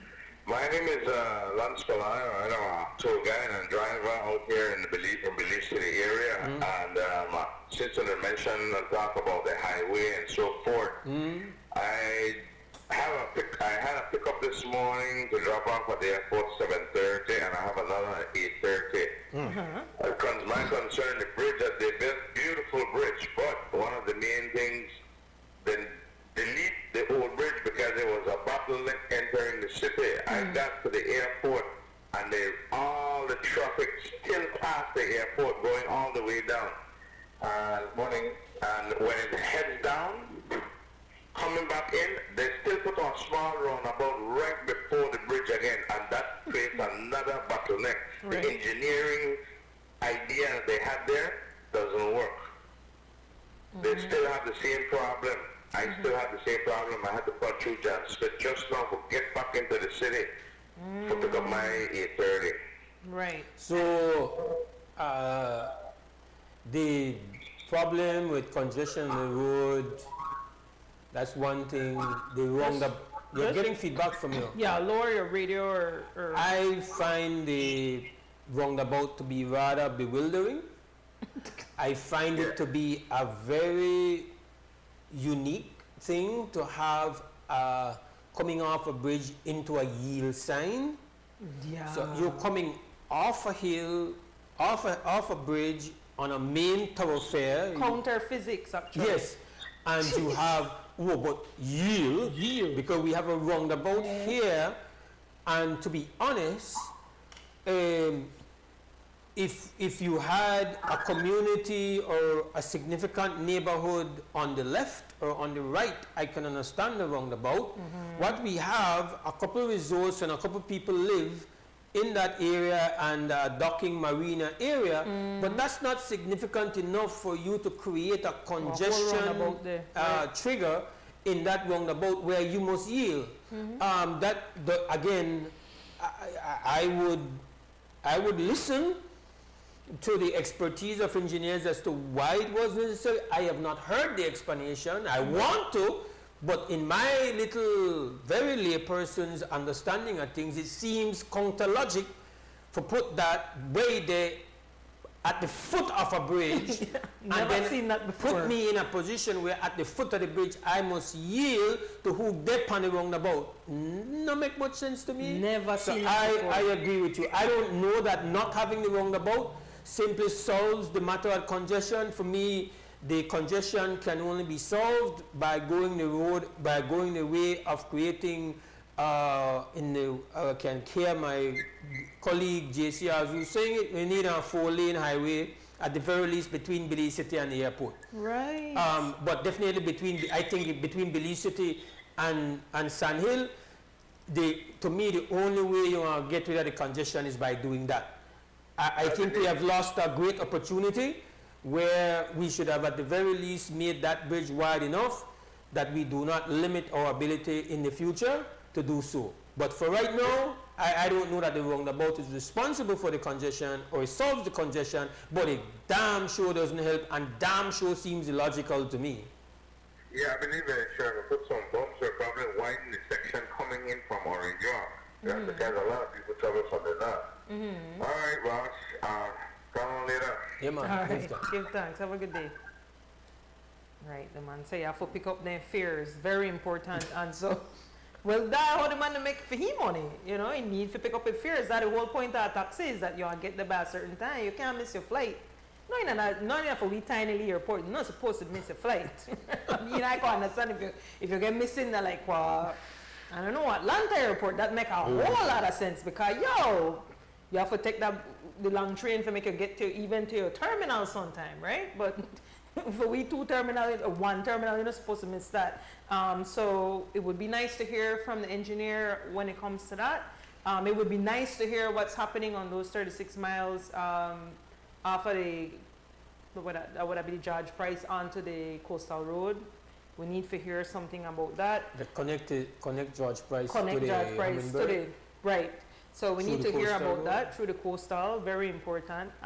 Like you said, it would have been a much more important, well, not important, but a much, I guess, more positive conversation if we were talking about Cara Young and her, incredible career. We did talk about it. Yeah, as a sideline, but it looks like it's hard to get off of that Soda Biscuit Road. It's been difficult. We've been trying to veer off, try to get back on the highway, but it looks like we're still there. Every time we spin, we're still there.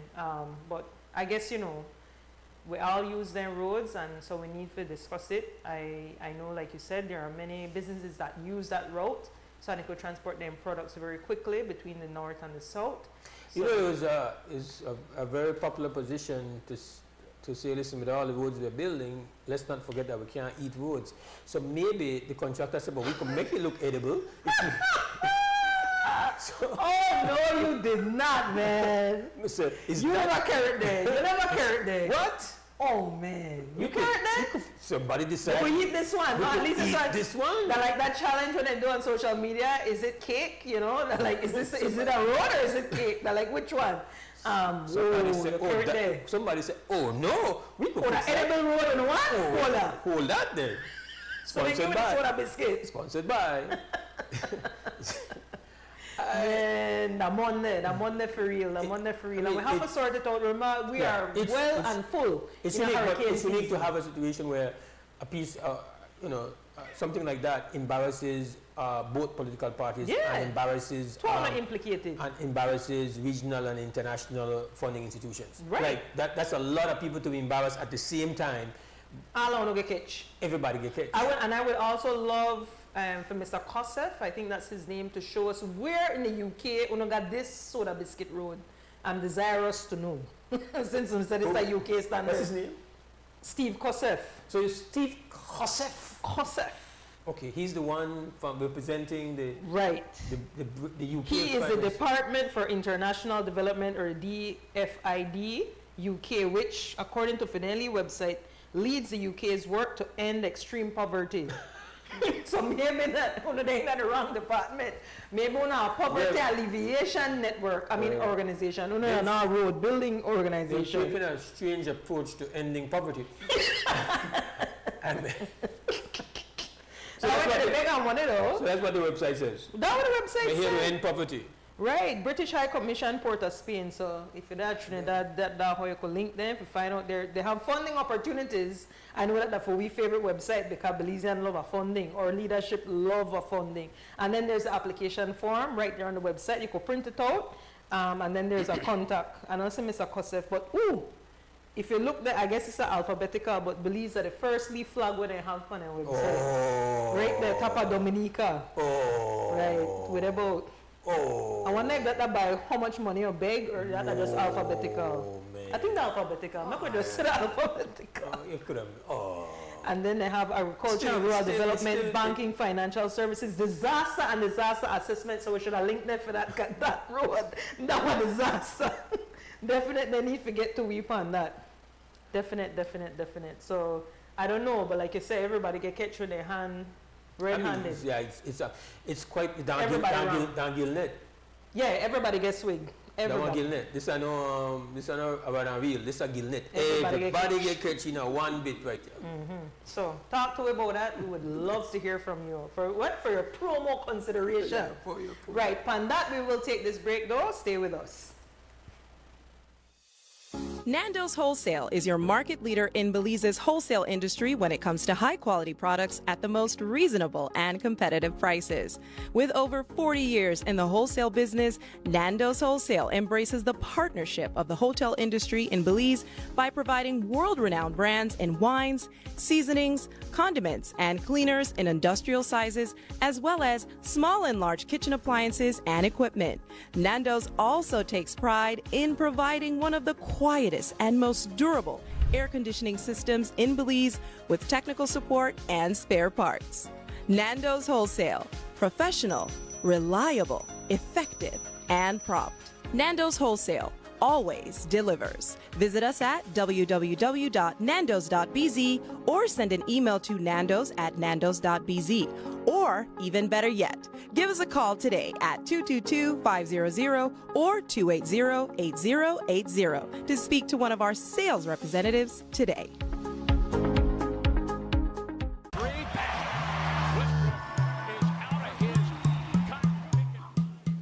Babe, I'm going out to pay the water bill. You don't need to go out. You could pay it from your phone. Look.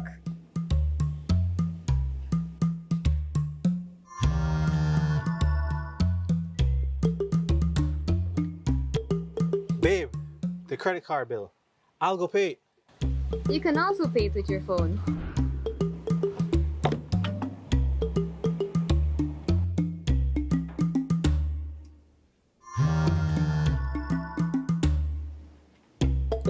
Babe? Yes, love? I need to go deposit the babysitter's pay. You really want to go out, don't you? It's okay. I will make the transfer and you go play ball. With Atlantic Bank Mobile, your personal banking experience is easier and more convenient. Bank your way with any of our digital channels and save time for what matters most. Atlantic Bank, building the future together. Belizeans all around planet Earth, this is a roll call. A roll call for all Belizeans living abroad. In a world that is becoming more uncertain and unstable, children and descendants of the Belizean soil must find common ground and align. Mark the date and make your plans. June 19th to June 22nd, 2024 at the Marriott Airport Hotel, Los Angeles, California. It's the historic first ever Belize Diaspora Summit. This summit will feature panel discussions featuring leading diaspora leaders and achievers. The Belize American Chamber of Commerce will host its annual business forum. There is a special delegation from the Ministry of Natural Resources to facilitate land queries for those in the diaspora, and a grand gala event to cap the Belize Diaspora Summit 2024. For registration and for more details, email info@BelizeDiasporaSummit.com or BIF 2024 California.eventbrite.com.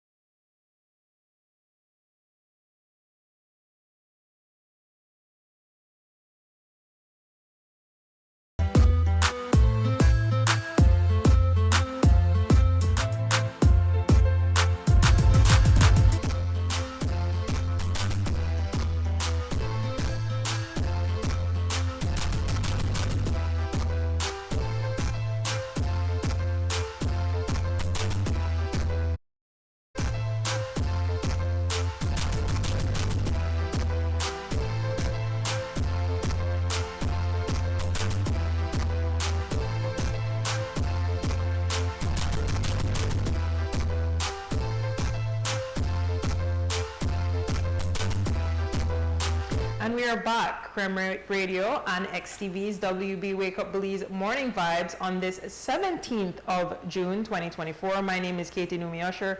I'm here with Mose Hyde, and we have been discussing in great detail the coastal road. Well, you know, we have to discuss it. We also have to mention too that this is the week of the Diaspora Summit, as you have been following on YouTube, because I know, of course, you are subscribed, so you get our notifications, you put on the bell. So every time new content is posted, you get that notification. But you have been doing, or you are doing, sorry, kind of like teasers into, right, into previews of coming attractions. So if you are in the LA County or the Los Angeles area, please join us Wednesday, right? Well, actually, so the Wednesday on Juneteenth? Wednesday,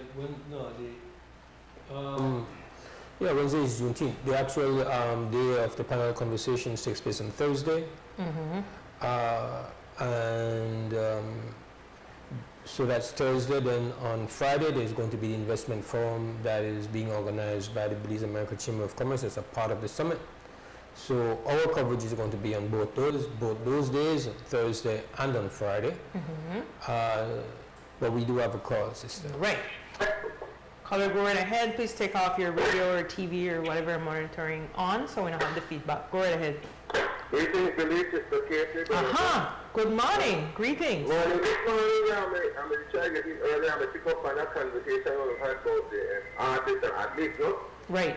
I don't know if it's Cara Young and Malia Mono they talk about the two Belizean rooted together when both won Tony Award. Was that yeah, we forgot to mention that we have two winners. Right. What's the first one? Well, we didn't start today. Unfortunately, we started at different next not a conversation. We started the coastal road, the peel-off, but we tried to go back to center. Yes. And that coastal road thing with the peel-off, that's like the whole road, just that one spot. That one spot. So the Malia Joy moved. I did talk to a friend of mine, an engineer, I think it was that one farmer and the culvert in there, right? I cannot speak.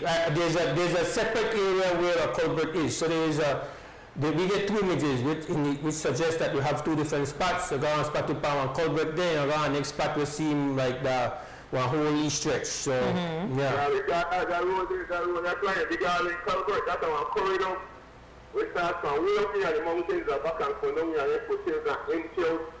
We create that balance outlet and road to Robinson Pike, with a natural channel blocking at the day, no? Right. But some people still use it for stuff. Because animals stay in the track like they never open space so the animals they go up on the mountains and go to the seaside and back and forth. And then ground that kind of thing. So I look like the water pressure will come from the mountains. They never reinforce with the culvert, but they don't find watch that. And I think that happened before when they go along some of the road. But so I guess they want to fix it, no? But right. I hope that the whole road stand like that because then that's a bad job. Yeah. Hopefully, as you said, that just some kind of structural issue can be part. Hopefully, I know the total mix, no? So hopefully they try to cut corners because we create a circle and they go wrong again. Right. Yeah, so now I want to talk about, that brought something to my mind, right? Because we always talk about this brain drain of the Belize and the state. Right. All right, and we tend to look upon it as just people that may work in an office or intellectual, but we not check out the brain drain of artists and athletes. Right. And I look at it right now. For example, Karam, because she parents stay young. Then originally from Placentia, man, roots, end up kind of say from my basketball team, end up Vanessa Jenkins, she was a then I believe they end up married Ghana States and created Kara Young. Right. So that opportunity there. The both of them were talented. One of them basketball player, defense, and one that may have blue swing. Right. So, so she was fortunate. Unlike some about who can't get over here, and I look back on the picture, the first Happy Wombelas basketball team, the first team I put together when I came back from college in the late 70s. And I looked for the picture and realized that only 2 players besides myself stayed in Belize. Everybody else gone and stayed. Wow. Everybody else gone and stayed. And I noticed that we have a lot of athletes. Right. A lot of former athletes. Yeah. The vice president for a major company. For example, we have a basketball player who was here just recently, like yesterday, was here for about a week. Ira Nicholson, I don't know if you remember Ira Mose was here for John Glenn McAdoo, was here for Glenn. Ira. He had the longest distance ever. Anyway, Ira was a part of the best team I ever played with, Jajam International, a team that we took to Cayman Islands and won the Eastern Caribbean Championship. When we had no international program, believe it or not, they said no kind of team, no way. Right. Everything they broke up. When we got, I remember Ghana and Domingo with national team 74. So I found everybody saying, how come now, in this period now, in the late 80s, like this, we don't have no basketball, so there's no program, nobody don't go nowhere. So anyway, we went out there. Right. And fortunately for us, we made some connection with a coach from Navarro College and created scholarships for almost half a dozen Belizean, Kirk Shabbat Smith, Fred Garcia, Keita Costa. All the guys began invited out to Navarro College. Wow. And that was the opportunity. That's the only way to get out of Belize and let's go live that state. So now, most of them have their degrees and bachelor's and stuff and work back to Belize. But Ira Nicholson got out there and stayed there. What people don't know is that Ira Nicholson has held the NCAA, that's the collegiate basketball America. Right. Shot blocking record since 1997. He is the man with the most block shots. Right. 1997, and he still holds the record. Yeah, as soon as you Google on that will come up for true. Exactly. The first thing will come up is NCAA. Right. Shot blocking record, and it's up in 1997, and we're not acknowledging people. None at all, unfortunately. And at the same day, coming back to Belize now, with their kids like going out there, we just raised the funds for that tournament, after the tournament. And that they kids don't play together again, that they don't think. After it, we have to start with the next generation. Right. See the next set of kids we're supposed to do the nurture. Right. So I have 14, 15. That's the same kid, and the 15 one, the 16 one, the 17 back one, and even after that, if you're not qualified, whosoever talented enough can move on to the country national team. Exactly. Alright, so in an extra that kids might have maybe 3-4 and make the national team. But that team, as we know it, we have to raise funds out for the next set of youth going around. We have to start. They're supposed to start the train from primary school. Right. And I know the guys recently we had under 14 tournament of the East Caricador. That's 2 weeks after we qualified for the Central basket. Right. And this team over there, and what this team, we beat Panama by 12 to qualify for Central basket. Right. For tournament of the Americas. And 2 weeks later, I got to take sessions and watch with Caricador, U15 basket, U14 basketball team. Right. Get it by 50 yard price. By the same Panama, Panama team. Today, under 15. Right. So I show you the deficiency. Right. We have this generation, we're born for 4 or 5 or 6, so we've been ahead of them. Right. We beat ahead of Panama, we beat Mexico. So the next generation is supposed to replace this generation, and we just finished the tournament of the Americas. Right.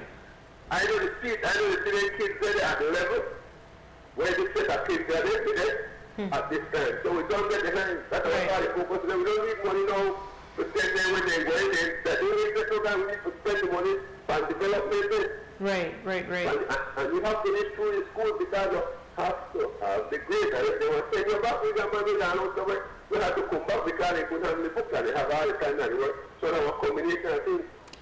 And I just don't even feel like what that man is for sure that more than that. Right. So we need to focus on the next generation. That's why I always say, let the children play today for tomorrow is another day. Very important. Right. Thanks very much, Bolo. I like you guys. Yes, man. Have a blessed day. Yeah.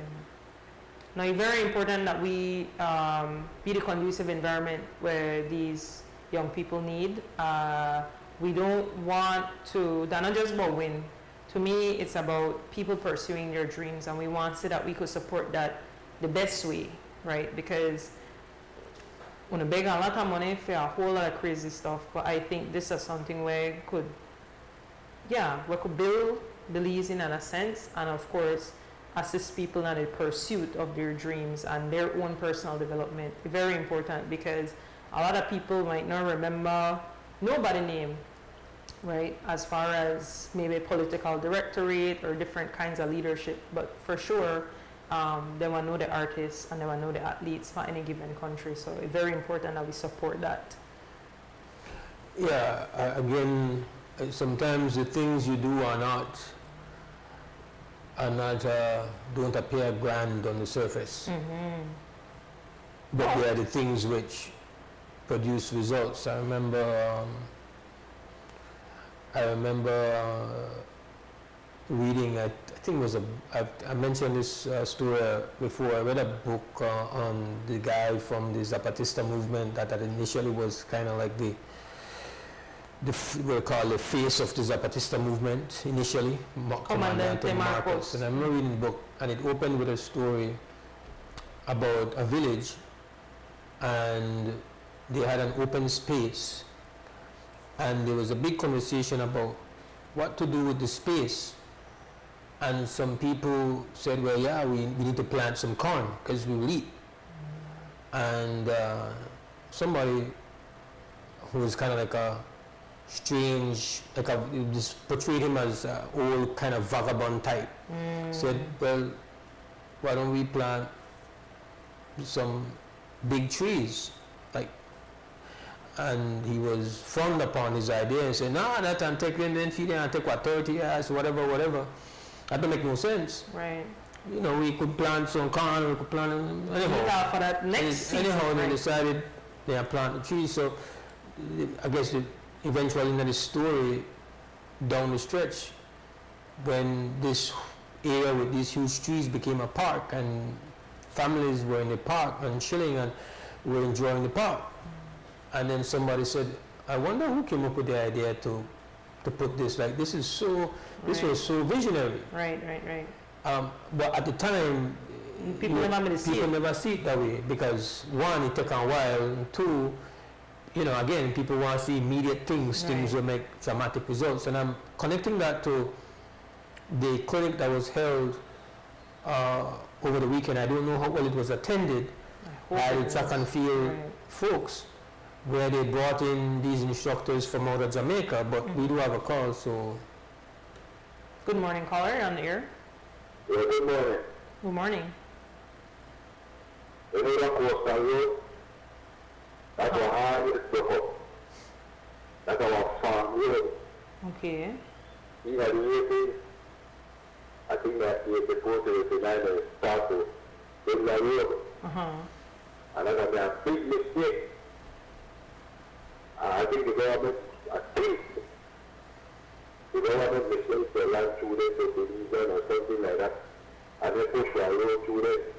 You know, matter how much yards I know that I tell you, at our soft area, at our farm area, no highway to go through there. If you are put highway through there, you put at least 10 kilometers along the way. Then you have a lot there. Right. You go for the next side. But really not to the next.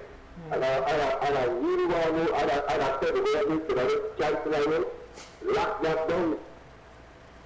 And make the day I say that you get it off. Right, so that 124 or 130 million, just eat that, no? Give thanks to that. For that, we will take this. I know. I don't agree with that. I don't agree with that. I feel that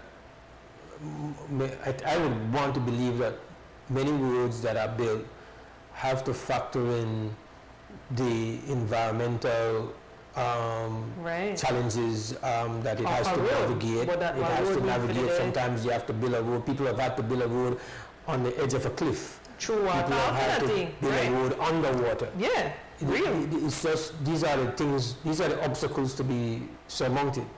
And so while again, the road seems to have taken into consideration that there needs to be culverts. In the construction of this road, there's a lot of culverts built, and it seemed well built. They seem to be taken seriously. They seem to be wide. I traversed there when they were at that phase of the construction. Bridges were put, culverts were put. My concern was the surface of the road seemed inadequate. And then there's also the question about when it is like people who do this could explain to you. Like I had a conversation one time with an engineer who builds roads who could explain to me what went wrong with the Chetamal Street bridge surface. So that waving. Yeah, and he explained that they didn't allow if you notice with a road, they would pack it, then they roll it. That's before they put anything on top of it. Right. And he said you have to wait, and then sometimes they have to deal with the fact that it rains. And so some contractors don't want to go and do it over again, but it has rained, and they will go and just go right ahead and put it. Like there are certain things you do which maybe will cost you more, time consuming, maybe because remember the minute you have to wait, then you have your whole crew there, and you're like, I don't look for bite this. And so it's really not about the challenges of the environment. I think that engineers, that's what they are tasked and what they are trained to do, to figure out how to solve obstacles in an environment. Like it's Mother Nature is going to show its best at you. We understand that. You have to be prepared to deal with it. I just saw the news where engineers have determined what caused this famous collapse in Miami that took place. And what they figured out is that the building was not built properly. And then they decided to put a pool on the top of the building. And the pool is where the pillars of the building that were carrying most of the weight of the building had the breach.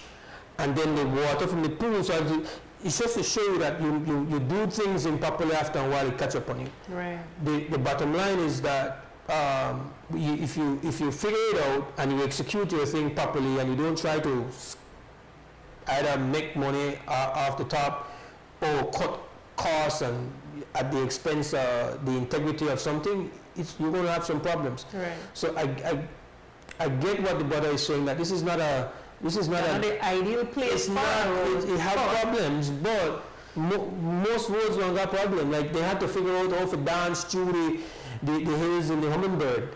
They had to figure out how to deal with the rivers you have to cross to get into San Ignacio. Right. They have to figure out how to deal with parts of this highway here, the Philip Grossen, that have basically like one water underneath it. Right. You have to take on these challenges. It's just the way it is. I feel that if you don't do it properly, and if you try to cut corners, you will have issues. So. Right. So we do have to take that last break, I think. Yes. So we'll take that last break, and then we will be right back.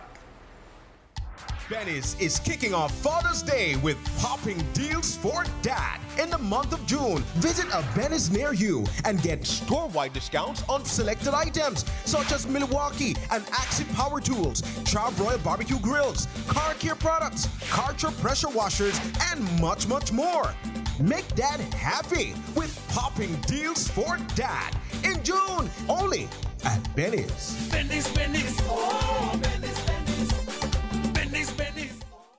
Belizeans all around the planet Earth, this is a roll call for all Belizeans living abroad. In a world that is becoming more uncertain and unstable, children and descendants of the Belizean soil must find common ground and align. Mark the date and make your plans. June 19th to June 22nd, 2024 at the Marriott Airport Hotel, Los Angeles, California. It's the historic first ever Belize Diaspora Summit. This summit will feature panel discussions featuring leading diaspora leaders and achievers. The Belize America Chamber of Commerce will host its annual business forum. There is a special delegation from the Ministry of Natural Resources to facilitate land queries for those in the diaspora, and a grand gala event to cap the Belize Diaspora Summit 2024. For registration and for more details, email info@BelizeDiasporaSummit.com or BIF2024California.eventbrite.com. Upcoming enhancements to My Social Security. The new healthcare provider feature seamlessly connects healthcare providers, insured persons, and employers to facilitate the payment of sickness benefits.